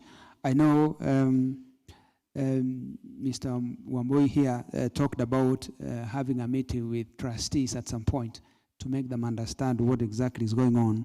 But as you do that, you could also talk about how fund managers could play a more fundamental role insofar as SLB is concerned, and highlight whether there are immediate actions that could be taken to ensure that happens. All right. So our relationship it's an ecosystem relationship to the pension schemes. So what happens if you look at the regulations is that the trustees are they have the ultimate responsibility to the members for their schemes. Most of the schemes we are talking about here, they are segregated schemes or occupational schemes. So they are actually formed by the entities themselves. Then they appoint trustees. And it is upon trustees to then appoint service providers. So among the service providers, that's where fund managers will come in. So we operate as fund managers, we make the investment decisioning, we do the research, and we implement the investment policy statement that is developed by the trustees and ensure that the mandate is in line with the regulations that are given by the government regulator. The other service providers we work with, because we only make investment decisions, is definitely the custodians. So for a fund manager, we will make the investment decision, and the custodian is the executor of the decisions, so they complete the settlement of the transactions. So fund managers only make the first level of decisions, and then the transactions are completed at the bank level by the custodians, and we all keep records, and the custodian will be the one collecting the incomes and the investment returns that we are making. So even from the SLB, the monitoring obviously will be two-pronged. We will monitor as a fund manager, but the ultimate responsibility will be lying at Janet's desk, where they'll have to give confidence to the trustees that indeed the value or the benefits that are coming from the investments that are lent are actually there and they can be ascertained, and therefore even when it comes to audit, they are auditable, they are verifiable, and therefore the members are not disadvantaged in any way. So the other person who I think is a missing link in this conversation is the fund administrator. Okay. Because the fund administrator comes in to keep the financial records of the scheme, and those are the records that are then audited. And the records that are kept by the fund administrator, especially on the financial side of the fund, not the member side, means that those are the audited accounts, and there has to be an alignment on how they record SLB transactions and how they even give value, because distributions will come from the financials. So how do we distribute maybe dividends that have accrued to an SLB in a period where we are distributing member benefits at the end of the financial year? How does the auditor look at it? What is the accounting methodology or that is going to be used? So you need to bring to the table, these are the actors, the fund administrators and the asset consultants, because as fund managers, we make the decisions, we do the research. Recently, we have seen an introduction of asset consultants to pension schemes, where asset consultants help to cement the decisioning of the fund manager on behalf of the trustee. So the fund manager makes a recommendation, the asset consultant interrogates or checks and challenges, and then the decisioning is then taken, and that gives confidence and protection for the trustees. So those are two other stakeholders that probably you need to think around when you're consulting, bringing them on the table so that there is alignment and we do not find ourselves at a crossroad at the point of transacting. Now, how can managers make SLB more, or the uptick to go higher? I think the education part of it. We hold quite a number of forums for our trustees, and the conversation needs to be alive. If you go to many of the trustees' forums or trainings, I do not think that we have had conversations about SLBs as exhaustively as we have had maybe for alternative assets.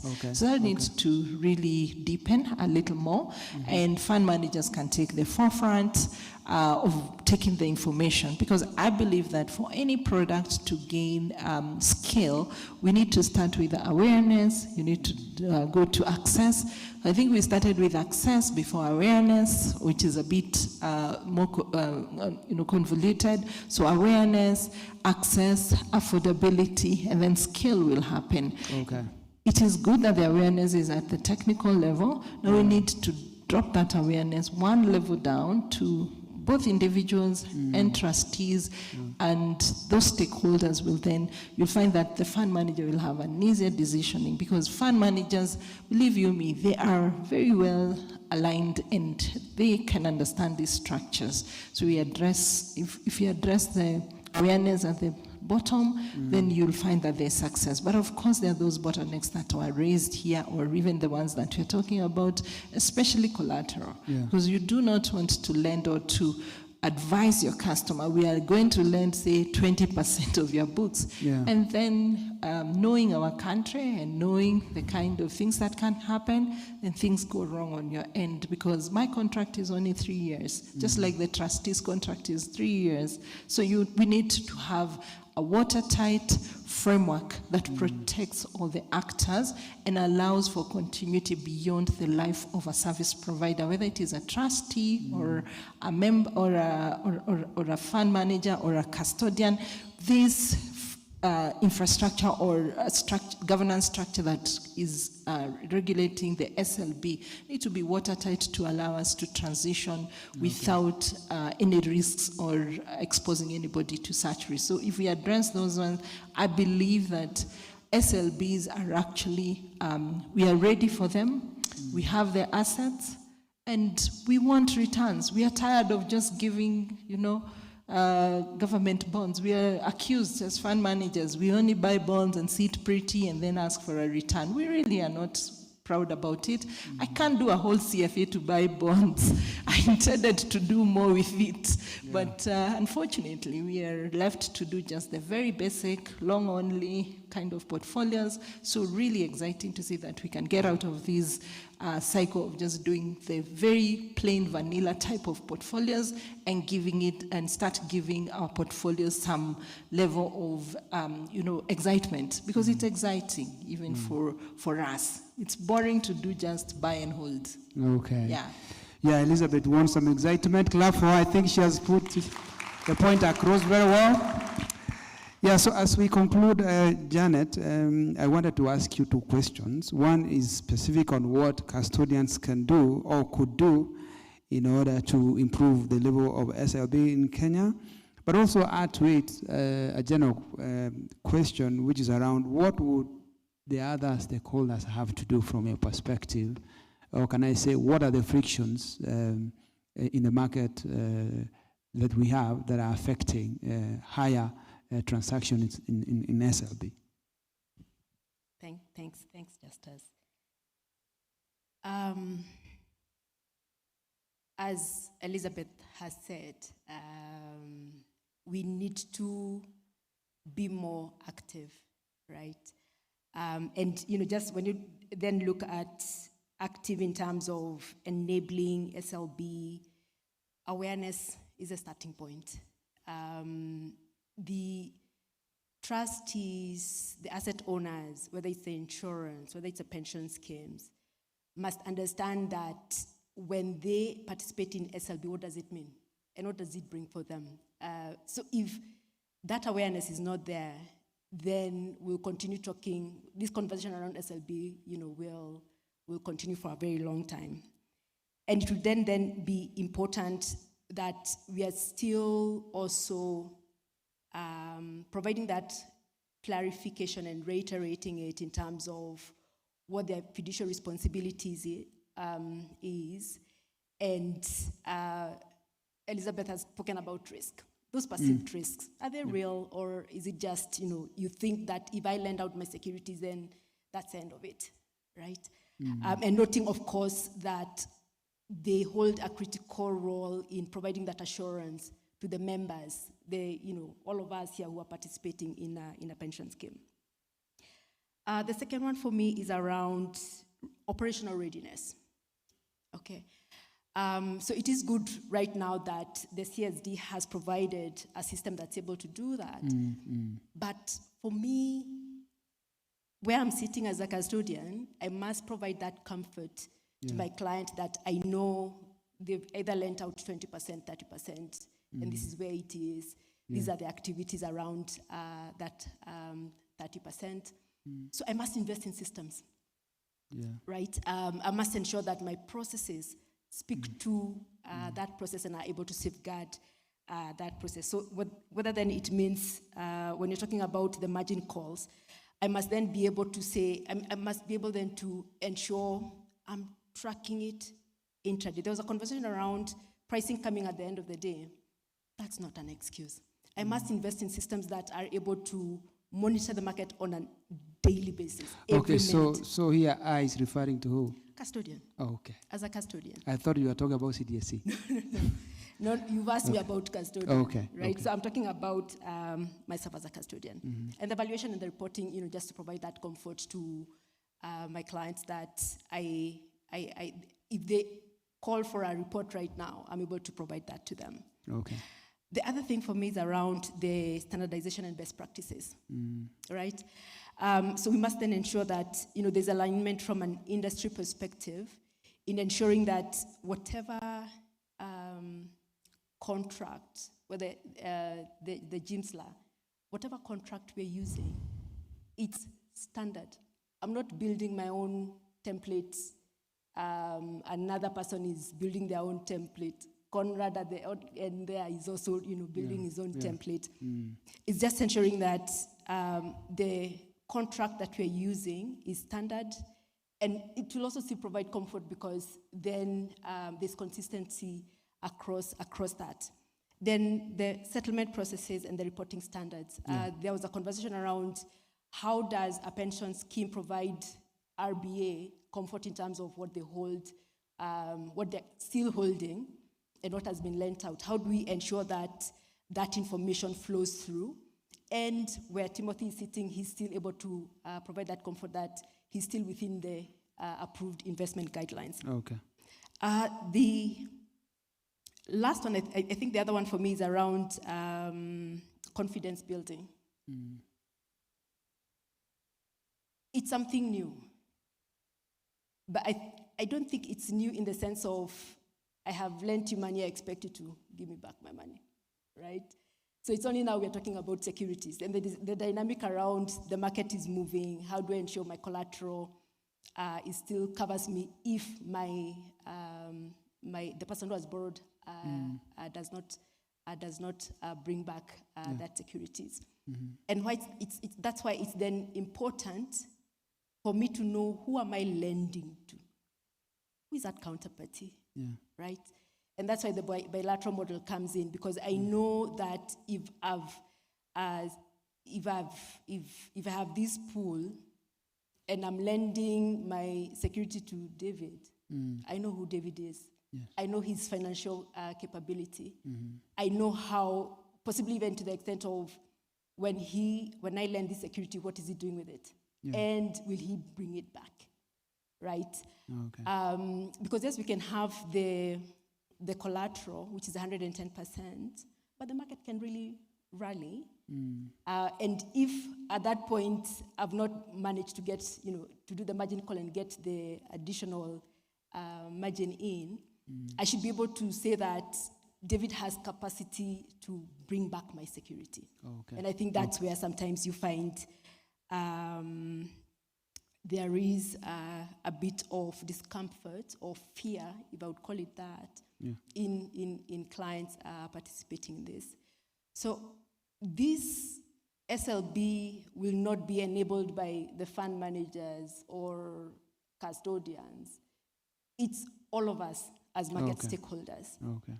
So whether you're talking about the Capital Markets Authority from a regulatory perspective, we're also talking about Insurance Regulatory Authority, we're also talking about RBA, for them then to have a common understanding of the security and how they enable the players within the ecosystem to participate in it. Okay. It also talks to the CDSC and Central Bank as well, right? Because I don't think we should limit the SLB to equities. We should open it up to fixed income as well. Okay. Right? Okay. It talks to the fund managers, the custodians.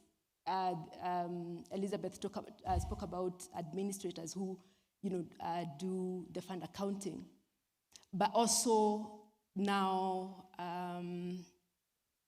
puts a responsibility on me now as a custodian to say, what other solutions am I providing to my clients to be able to give them that full view of all the positions that they're holding, whether they are in derivatives, whether they're in custody, or whether we've lent out those securities. So we have to look at it in terms of what is every participant's role, and how do we then build that confidence in ensuring that whatever point it is I'm touching within the SLB value chain, we are providing that confidence to the market. Okay, thank you very much for that.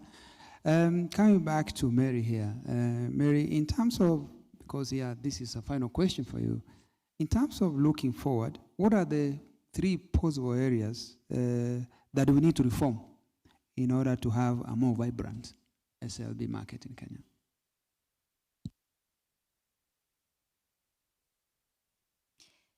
I think a lot has been covered, and maybe just to sum it up, number 1 is ensuring we have an efficient system from the beginning to the end, because without that, if you have a vibrant market come in and at some point we fall through gaps, then we're going to have challenges and setbacks. So a very effective working system for everybody, whether it is the market intermediary, the institutional investors, the retail investors, everybody, it just needs to work for everyone. Number 2, I don't know how many people in this room have derivatives account. Maybe just by show of hands. If you have a derivatives account. So you can see, we 4 people. 4 people. Yes. We are clap for those who already have. Yeah, unfortunately, as a regulator, I couldn't raise up my hand because there are certain ties that there are certain things that we have to do as a regulator in order to invest in the securities market. And I think we will talk to Mr. Shame when he comes, so then and Mr. Njoroge here, so we can start trading derivatives freely. But it's one of those things that you can do to test the environment, even as you get more confident to get into other spheres of SLB. Otherwise, we'll be talking about this now, and 5 years down the line, we'll still be at the same point. So it needs to start with us. Yeah, but you can continue. Yeah, so you can see even within the market itself, it seems like we are not confident with the products that we are bringing into the market. So the one thing to bring confidence, it has to start with us. And we need to also understand how does it work. As a market maker, I'm a market maker, Sterling Capital, with derivatives.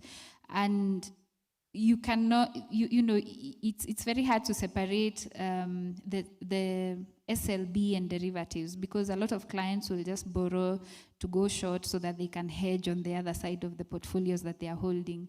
So number two is making sure that everybody is involved in the market. So market awareness, let all these products that we've been bringing into the market, it seems like they still stay within the people who know the products, but out there, you know, we're not marketing enough. So that number two is the market awareness.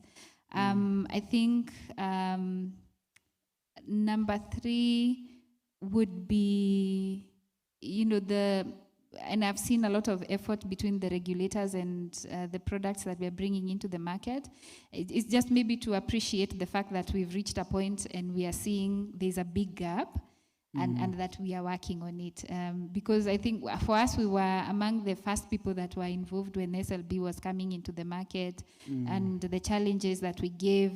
And now, years down the line, we still haven't been able to move from the same bottlenecks that we had. Yeah. But, you know, I appreciate the fact that now we are willing to move from there. So if we can be able to change some of the policies and just adjust to make sure that everybody is happy, the regulator is happy, the market is happy, and we can be able to do something from the beginning to the end. And thinking about the retail market, I know there are a lot of, you know, people who are concerned with the institutional market, but also the retail market, because if we are able to make sure that the retail market is in derivatives, is actively in the equities market, and they can understand how to borrow, I can lend shares for people who want to participate in derivatives market, then that makes a huge difference in our market. So you used the term hedging. Maybe you can tell the audience here what that is. Okay, so if I am, okay, I'm a marketing intermediary, but I'll talk like someone who's in the fund management side. So I have a whole portfolio here I'm sitting with of equities. The uncertainties in the market. I remember during post-COVID, I think it was 2021, the results of most of the fund managers and the portfolios for what they were holding in equities was negative, okay?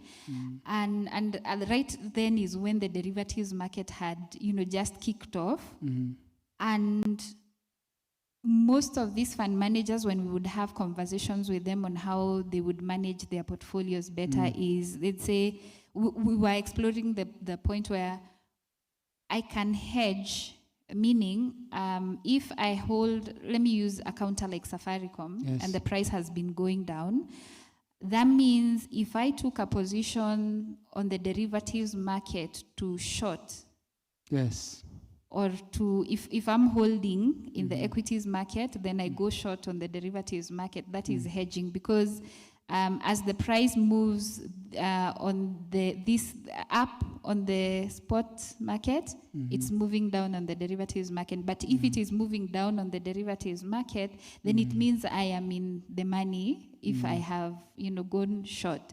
So as a as someone who has a portfolio which I have hedged against the derivatives market, then it means for me at the end of the day, either during maturity or whenever I want to exit that position, then I'm not reporting losses. Okay. Yeah. So what Mary is saying is that you take a contra position on an asset to ensure that you don't lose when you take just one position. And taking a position means either purchasing or selling a security, right? So, Mary, do you have something? You seem to have something to add. I don't want to. No. I was just agreeing with what you're saying. Good. So thank you. Coming to, as we finalize, coming to you, Augustine.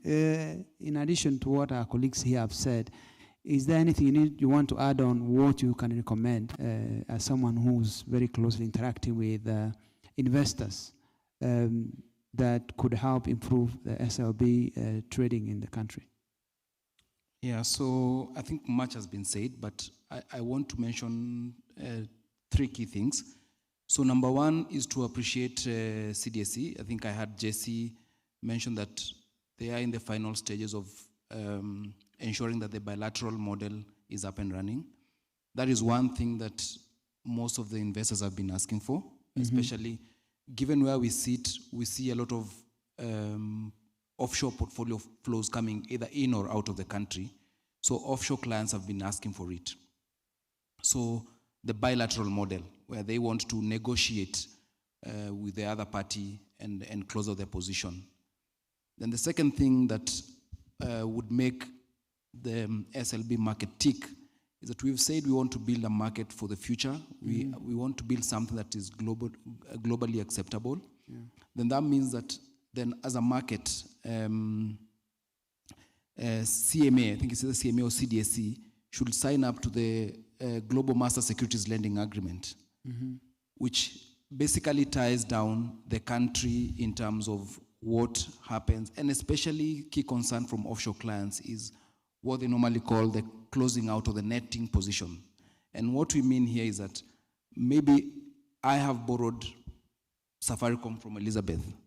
She has borrowed Equity Bank from me, and so many other stocks that we borrowed amongst each other. When we are closing out that position, what do we do in terms of the net settlement? Do we just see how much I owe you, I give you? We shake hands. So that is basically what happens on the Global Master Securities Lending Agreement. And then we have a Kenya schedule that talks about Kenya. It talks about our taxes. I saw on a presentation here, what does KRA think about manufactured dividends? So then all those things come into the Kenya schedule, because the Kenya schedule may be different from what happens in South Africa. Yeah. But we all borrow from the Global Master Securities and Lending Agreement. Okay. And lastly, to do all that, I believe then the country must be part of the International Securities Lending Association. So we need to sign up as members. Those can come later, but to just make sure that the market is headed in the right direction and it's a futuristic market. Yeah. I think all these things have to come together. Okay. Yeah. Okay. Thank you so much, Augustine. And that's a very good summary you've made. Elizabeth, do you have something to add? Are you good? Janet? I think for me is to say that this is really good to see us in one room, first of all. So well done to CMA, NSC, CDSC for just making it inclusive and for making this happen, being in one room. That's a big step forward. And we are looking for more sessions to just forge a better future. Let's build for the future. It's the generations behind us that will judge us.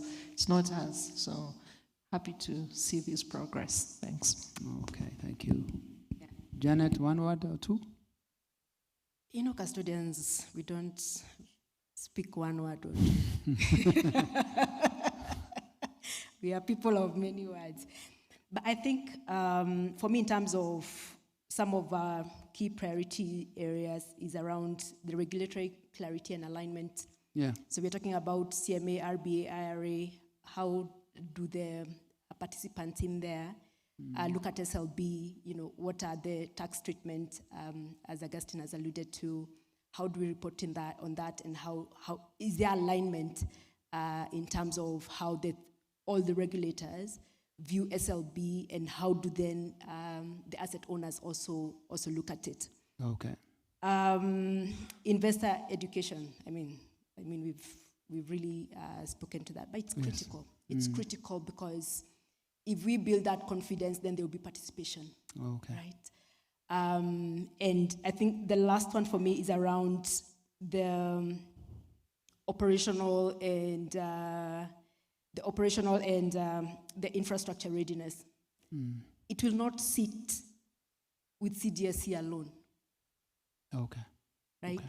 So all of us who want to be in that space must then ensure that, we provide that infrastructure, those systems that will be able to provide that comfort to the participants. So it will look at the streamlined settlement and operational processes. It will look at clear roles between the broker, between the fund manager, between CDSC, between even, say, custodians if we are playing in that space.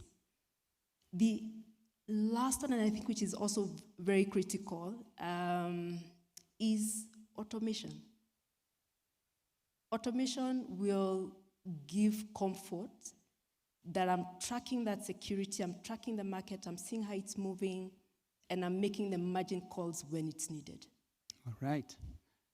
Thank you very much. That is the point at which we close it, and I want to thank the panelists here and also you, our audience, who have listened very keenly. I hope we have picked up the key points that we'll now carry forward to ensure that our market picks up. At this point, I want to drop the mic. Wainaina, you can come and take it. Asante sana.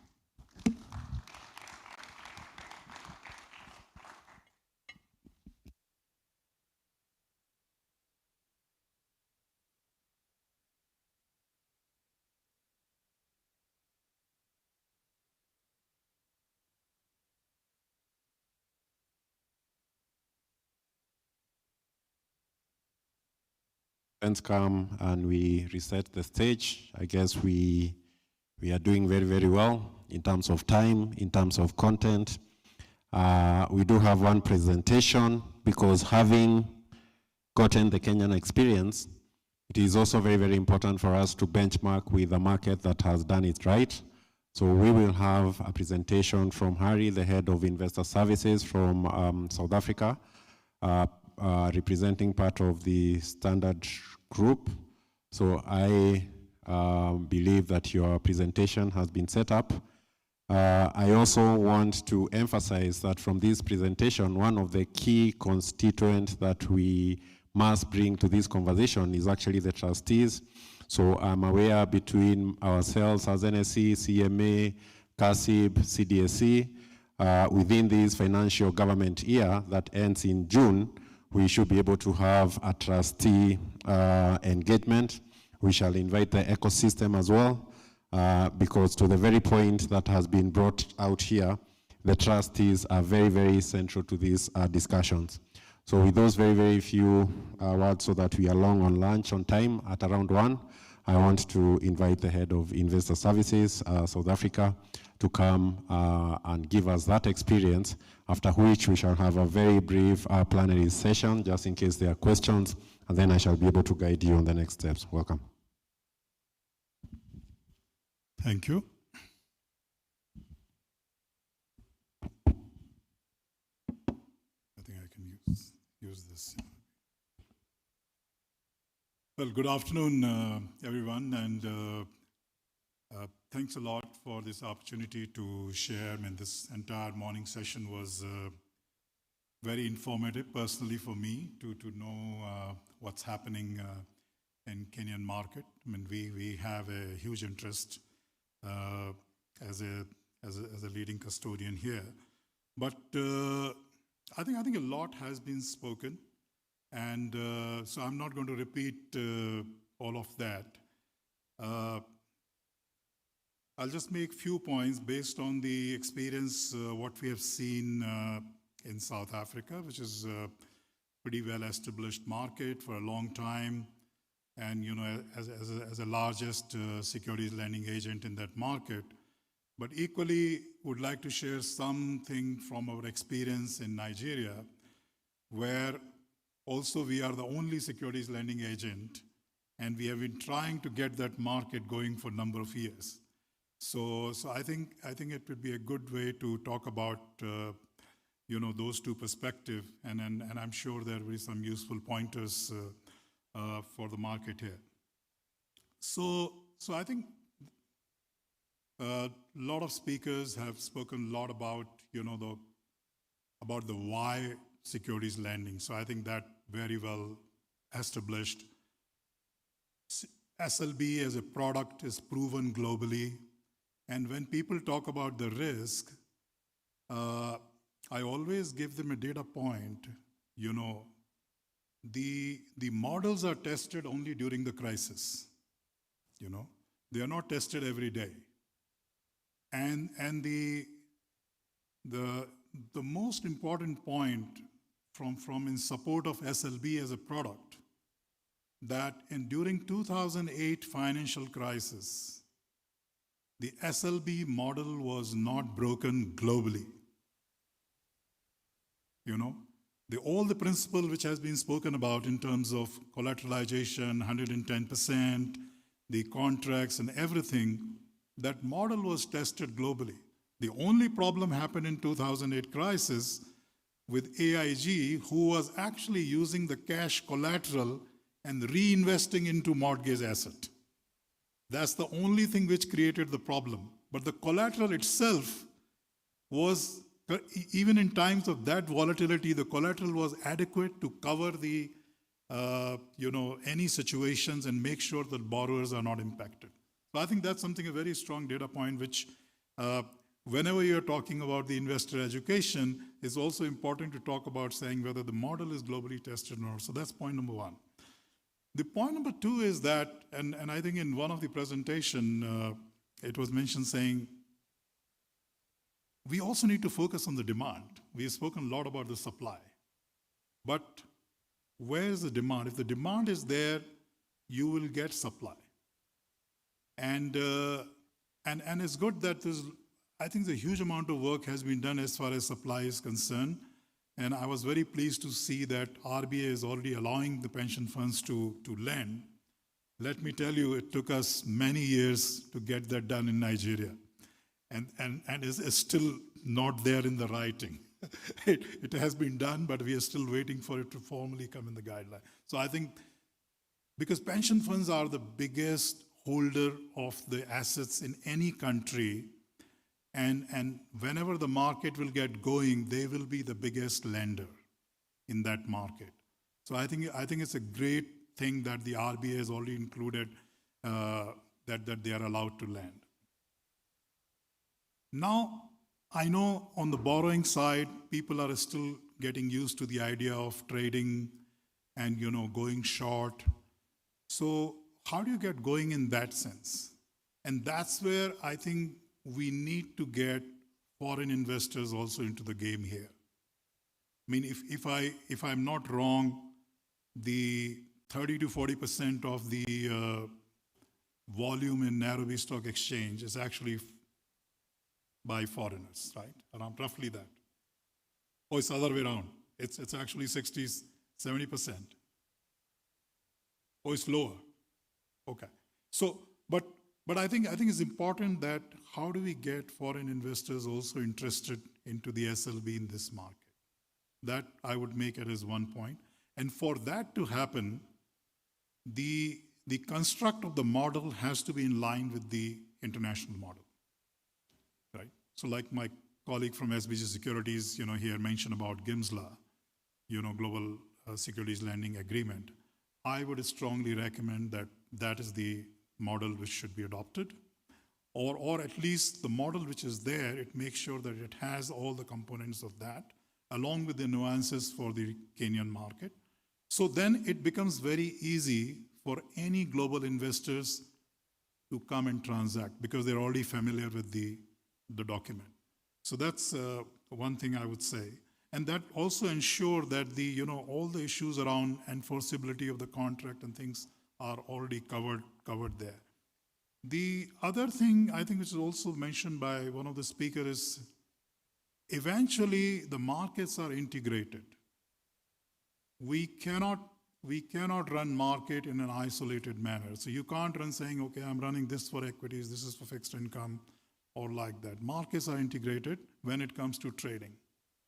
So I know as of now the scheme is only for equities. Again, my recommendation would be that we include fixed income into that straight away. And I don't see any risks on that front if you allow fixed income assets also to be included into the program. And along with that, the only point made around how can we expand the collateral? Because please remember, for somebody who's working out a trading strategy and he wants to borrow, eventually he will go for borrowing only if the costing works, if the economics works for that. And I can tell you from South African example, people work on very fine margins in that. So everything becomes very important that, what is the pricing, what kind of collateral I can use. So if we can expand the collateral as well, I know as of now it's only cash. If we can include government securities, and I would also say if we can include foreign currency cash, that will immediately make it easy for the foreign investors as well. So if we can allow as a starting point, I can understand it will take some time before we get comfortable in using equities as a collateral or other volatile assets. But if we can get the bonds into the play and the foreign currency cash also to the play, I think that will really help. Now there's a screen-based model which has its value, absolutely. That model has done well in some of the countries. I mean, India, Brazil has been sort of an example there. But if you look at globally, the bigger markets, the US, the Europe, the UK, and other Asian markets, is the bilateral model which really drives the volume. I would say it's a benefit for the Kenyan market. We can have both. We can have screen-based as well, and we can have bilateral as well. And in fact, sometimes they will feed into each other. I mean, for example, let's say, because of our experience running the largest business in South Africa, obviously we want to do bilateral here as well, But, and the reason for that is because in bilateral model, please remember, I'm not just, as part of my risk management, I'm not just relying on that I have 110% collateral. I'm also doing the counterparty risk management. I'm going to review that borrower. I'm not going to work with everybody in the market. And I will apply the same kind of credit assessment and counterparty risk assessment which we do as a bank in other asset classes as well. So that makes it very, restrictive in that sense. But if there is a screen-based model available, then I'm okay to take the risk on CDSE. I may not be able to take the risk on the retail guy behind that. But if CDSE is in between, that is all right as a counterparty. So that's where I say both models can coexist and they can feed into each other, but we must have bilateral model as well. And like I said, we should have retail, institution, foreign, all include that. Because any fragmentation will reduce the efficiency. And if you look at the larger markets, the way they works, SLB doesn't work in isolation. Sometimes somebody is borrowing a bond because he has to place collateral somewhere. So these markets works very integrated, And if you look at who are the big players, for example, in South Africa, the 5 big securities lending agents, they're all banks. And the reason being that in terms of managing the risk and in terms of creating the right comfort for the lenders, we can give that. I have nothing against let's say non-banks entity acting an agent, but when you look at from a risk assessment perspective, the balance sheet is strength. Because remember, when you act as a bilateral way, I am taking the risk, borrower risk. And how you will prove that risk, you must have the balance sheet strength as well. And I think that's where the banks comes into the picture, and they can give a lot more comfort to the pension fund that in case of a default scenario, they are not just relying on the collateral they are holding and other measures, but they have inherent financial strength as an institution to really work on that. So, but that doesn't mean non-banks are not playing in this market. They are playing in this market as well. But they work in a different way. And globally, there are big non-banks player as well. So I think that's the other part I will say. I would also say that, so as of now, for example, when people are the agent is taking a cash collateral, it's just sitting in the account. In the beginning, I think that's a very conservative and a safe thinking around it.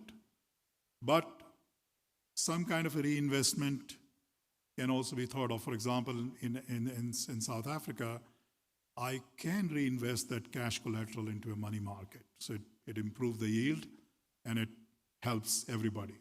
So as long as we can maximize the returns on a risk-adjusted basis, which also then makes that you can make the lending at a very fine pricing, which then helps the borrower to do his trading strategies. Because if you increase the borrowing cost, then frankly, he may not have a strategy at all. Then we are getting back into the chicken and eggs situation in terms of how do we get going. So I think those are some of the points I wanted to share based on the experience. For example, in Nigeria, last year, we managed to get few trades going, which were the first in the market. And like I was saying that, for those transactions, if we actually had foreign investors on one side and domestic on the other side. And the reason I'm harping on the foreign investor part here, because that will greatly also help in this investor education process, because when you have real examples to talk about, I think that the best way to educate the market is about that. When your traders in the country will see that somebody sitting in London doing these trades and making money, they will pick up very fast. There's no two ways about that, because you have a active retail investor class and which is growing. The derivative segment is showing some activity, which was also very pleasing to hear, because like I said, this is all integrated. If you want derivatives to grow, you need SLB there as well. If you want SLB demands to come, you need active derivatives market as well. You need the activity in the cash market as well. They all work together. They all work together. Fixed income markets sometimes are more active actually than equity side, because if you allow SLB in the bond market, you may be surprised. You might see more action there straight away than on the equity side, which is okay, because that will at least allow the concept to get started, people to get comfortable with the idea that it works safely. It will also help in in the education of the different players in the value chain. And the last point I would leave is that, and this is more maybe for the regulators, that you have to be absolutely, I would say, very, very careful in terms of the criteria for people to play in this market and the kind of capability they require. Because if people do not have the right capability in terms of their operating setup, infrastructure, systems, financial strength, risk management, etc., they can create the risks for the entire market. Nothing is risk-free. The risk is always managed. At this point I'm making, because somebody mentioned this is risk-free. No, nothing is risk-free in capital market. Anything you do in the market has an element of risk, and I think we should all be open about it. The important thing is that how well we manage that risk, and that determines the strength of that market. Thank you very much, ladies and gentlemen, for the opportunity.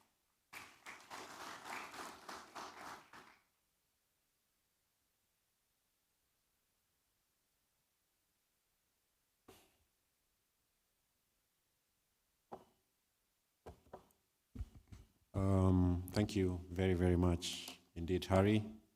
Let's appreciate him once again for that very rich South African experience. I think one of the things that is very clear to us is that we are facing the right direction with regard to this matter. Given what they have done in South Africa, given what we want to do, then strictly speaking, we are facing the right directions, and the onus is on us to take this forward. Some of the very key things that have come through from all this presentation is that this SLB is not risk-free, as it were. However, it's been tested, so it's something that must work in our market too. We have been advised that we have to address the demand proposition. We have worked very well on the supply side. Happy to note that we have received support, including from the RBA. Of course, there are some policy conversations we need to have, especially around that Chapter 5, so that the pension schemes can participate. Very happy to take that. We have also been advised from the Standard Bank experience, I think it's Misoka who brought this up, that we need to get into those international organizations. I think it's between CMA and CDSC that need to sign up. I'm being advised, and my friend Kamoyo will come here. They will be making commitments around that feedback that has come to the market. We have also been advised here that we need to be integrated. This SLB conversation, we are focusing on the equities. The feedback here is that we need to broaden the scope. There is a scope for the fixed income space. So we need to come in and, of course, align the pricing, the collateral as we align this expanded framework. Again, I'm sure my friend Kamoyo will be making those commitments. One of the things that we have been contending with, and it is very, very clear from the South African experience, is that we had done very well on our screen-based. The bilateral seems to be what will move the needle higher. So the suggestion here from this plenary is that probably we need to move along with our hybrid so that whoever are participating can then choose which direction to take. There's a conversation you have brought here where you indicated, and again this I believe it's a verifiable fact, I actually verified it before I came here, is that most of the lending agents are banks. I was trying to figure out whether it's commercial banks or investment bank, but to your point, it is an issue of resources. How much balance sheet are you putting to this? So again, as we come up with a way forward, we'll be able to tie all that so that we don't introduce any risk to this proposition, as also we don't stifle the market. I know our investment banks here are also ready to play out in this. So again, I see a hybrid arrangement coming into that agency conversation so that everyone comes into the picture as we grow this. So with those very many remarks that form part of the headline of what we want to address, I am very, very happy to invite my friend, Mr. Kamuyu Njoroge, who is the Acting Director Policy and Market Deepening at CMA. He will probably confirm what I have said. And then if Mr. Shamia will not have come back, he will also make commitments from Mr. Shamia. I've just seen them speaking. So Mr. Kamuyu, you have the floor. And then, as I promised you, we should be long on lunch at about 1. I'll come back and guide you on the next steps. So Mr. Njoroge, please.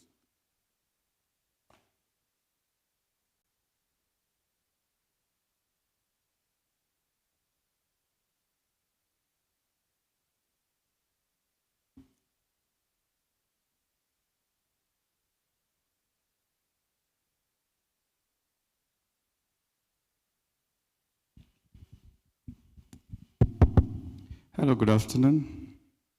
Maybe you can stand up just for a minute.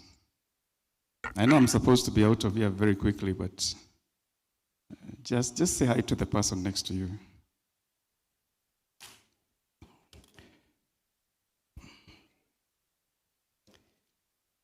Great, great, great. I said next to you, but I'm seeing people walking around and saying hi. Okay, let's sit again. So I'm here to do two things. One, Justus delegated the issue of the panel. Anybody who has questions to the panel. So I just want to just take any questions that we have. I think that will be my first issue to deal with, and then I'll try to discuss the takeaway very quickly. But I think Monainen has done a very good job of that. So I'll just really just run over that, and then I'll talk about the way forward. So any questions to the panel? Anybody who has a question? Not really just the panel. Any question that you have, you can just shoot at this point.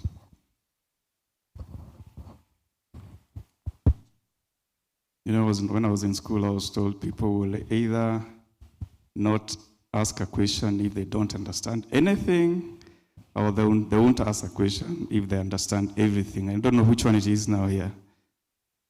It's the latter. So there's no question? Okay, so there doesn't seem to be questions. It could be a lot of things. I know lunch is not also very far.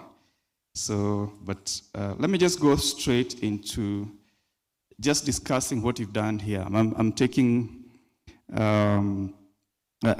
myself in a situation whereby I will not be able to summarize everything, but I'll try to just pick a couple of points. So what are the key issues that we are hearing coming through is that we still have a lot of work to do when it comes to SLB market. So just really trying to jumpstart that market.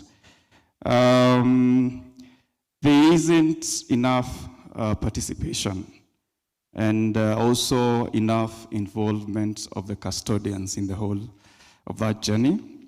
Then we're also hearing that there is a literal understanding about what SLB really are. And sometimes when it's just said SLB, you're wondering what is that? I was checking somewhere and someone was saying, why do we need SLB and we have derivatives market? And someone said, it assists the problem of the derivatives of contango and backwardation. So you might want to look at that later. I can see Justus laughing over there, so maybe appreciate what that all that means. That explains to you why a lot of people call us like we have a lot of jargons. You're hearing contango and backwardation, and you wanted to invest, you just decide that's not a market for me. But anyway, so, and then also when we were here, someone asked us who is doing derivatives, and 4 people raised up their hands. It reminded me of PLO Lumumba, where when he says, we produce what we don't consume and consume what we do not produce. That's a joke. I mean, you guys are very, very serious. I was hoping that I will find people, you know, really laughing very hard, but yeah, there I am. So then, in terms of the gaps, you're talking about FIS methodology gaps. I think that's a very major issue. It was really dramatized by Conrad when he was here about some of the things that he had to go through. Then infrastructure gaps, I think a bit of work needs to be done. And whenever we say infrastructure, there is a tendency to look at CDSC. It's not just CDSC. It's also within our custodian houses, within our fund management, and also even the stock brokerage world, and also fund manager. And I know one friend is here, so he is taking notes. Then lending gaps. Again, there are lenders and there are borrowers, and then but we don't seem to have that communication between someone who wants to borrow. You have a basket of lenders that you are comfortable with, or on the other side, someone who wants to lend should have a basket of borrowers that they need. A lot of other things was said by Oinaina. In terms of recommendation, I think first is introducing standardization so that everybody is doing the same thing across the board. Number two is just really broadening the lending sphere. And here we are talking about some changes in the retirement benefits arena, that is the Act, just to make sure that Table G is expounded just to include securities lending and borrowing. Then IRA regulations, again, just to, and I know Bernard is here, just to acknowledge that one of the things that a fund manager can do with the management of insurance funds is really just to also get into securities lending and borrowing. So whatever needs to be changed there, that could be changed. And then there's the issue of product design limitation to high liquid securities. So the issue of we need to restrict SLB activities to most liquid listed shares or listed securities, so that you don't get yourself in a situation whereby you get in an illiquid security, then you are unable to either leave your position or take a position. Then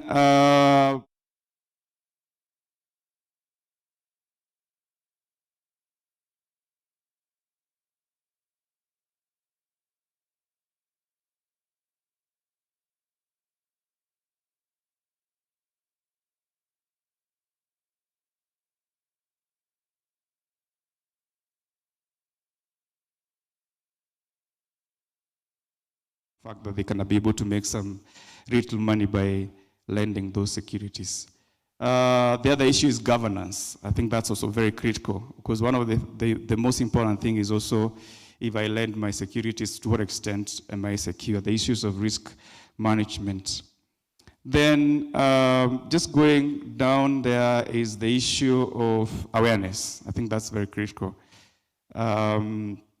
Because, I mean, securities lending and borrowing, it winds.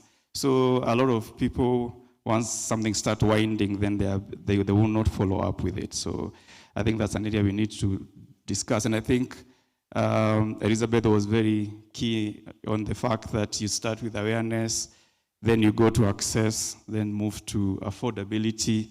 And I think for me, I'll just add now after that, risk management. So there are some areas that we need to undertake in infrastructural reforms, and then other areas that we need to do legal reforms. But then also we need to build capacity, even within the market, among ourselves, just to make sure that even as we are talking about this particular area, at least we have some basics around it. So that is basically what I see. We are confronted with if we are going to jumpstart this market. And in terms of what Mr. Shamia wanted to indicate is the fact that we are committed to move that journey, and we'll partner with the Nairobi Securities Exchange. We'll work with CDSC, and I know I'm committing my CEO from CDSC, and he has actually nodded. That means Wainaina has also nodded. So we also have the associations that are here in the name of CASIB. Sometimes I don't think CASIB is an association, but yes, I'll just put it that way. Very soon we want to be saying the SROs that are in the house. So then also Fred, another association. Again, maybe very soon we should be calling it an SRO. Also the custodians. I think we all need to be able to involve you so that we come up with a schedule. I think we're very, very deliberate about this. We'll be coming up with a schedule, if you want, a roadmap in terms of where we want to go. And we were discussing with Wainaina here, and we were saying, I mean, towards the end of this financial year, we should have made some considerable progress in that direction, because this is urgent, and it's something that we can actually be able to do. And I think the issues that have been discussed here are not necessarily complex, but the issues that we just need to address deliberately. So we'll be coming to you. And I think also the other thing that we mentioned, I mean, he mentioned, and I just want to buttress, is the fact that there are a few other stakeholders we may not have reached, and I think we use that opportunity also to make sure that we speak to them. I'm speaking about the trustees, and indeed everybody who has funds out there or funds are put under their care. then we should be speaking to them so that they understand what this is all about. There's also the issues around collateral. I think there was a lot of this debate around that. I think we'll also be involving these institutions and association and ourselves to be able to move this agenda forward. And I think with that one, I just beg to stop there. Thank you very much.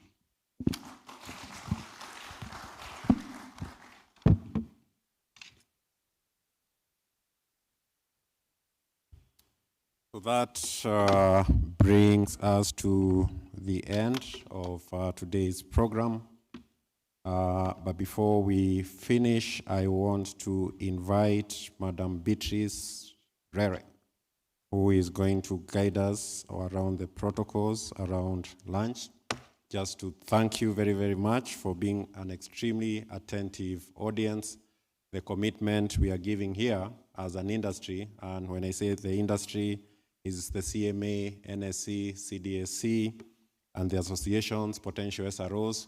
We shall, and I have used the word shall deliberately, take forward what has been agreed here as the action item. So thank you very much, and we look forward to the next steps. Welcome, Beatrice. Thank you.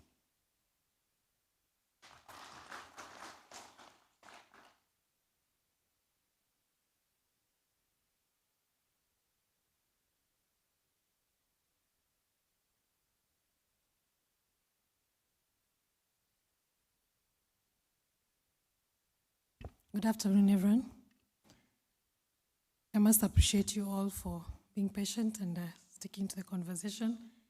And on behalf of the Capital Markets Authority and our planning partners, which are the NSC and the CASEB, we'd like to sincerely thank you for being part of this discussion and really want to appreciate you for honoring our invitation.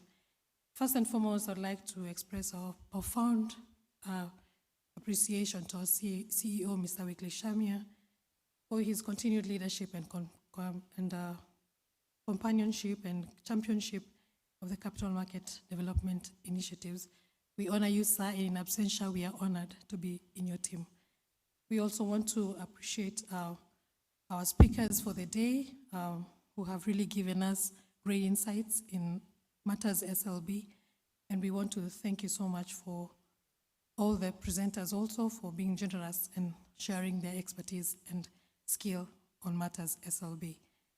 We also want to sincerely appreciate our panelists who have really brought in a lot of insight, who have brought perspective to the SLB matters and the frameworks and the ecosystem. For that, we are really grateful. We also want to thank you, Mr. Kamunyu, for guiding us through the plenary and also the takeaway session. We appreciate you. Finally, we deeply want to appreciate the workshop participants for gracing this occasion and for honoring our invitation to be part of this discussion. And I want to thank you all, and I want to believe our work is cut out. And I know together we'll be able to drive the SLB agenda and grow our economy. We thank you so much, and thank you once again for your continued partnerships. Let us work together and join our forces together, and I know our SLB will grow in our country. So thank you so much. Before I pray, I would like to direct us to where we'll have our lunch. Our lunch will be served upstairs. So when you turn to your left, upstairs, there's a staircase and also a lift that will take us to the first floor on the right side. Once you're off the lift, it will be on your left. That's where our lunch will be served. So we are grateful. Thank you so much, and may God continue to bless you, give you the grace, guide us all, and let us grow our economy and grow this market, because there's so much potential. And like I said, our work is cut out. So let's pull our hands together and grow our economy in the country. I would request us to stand as we pray before we can go to have lunch.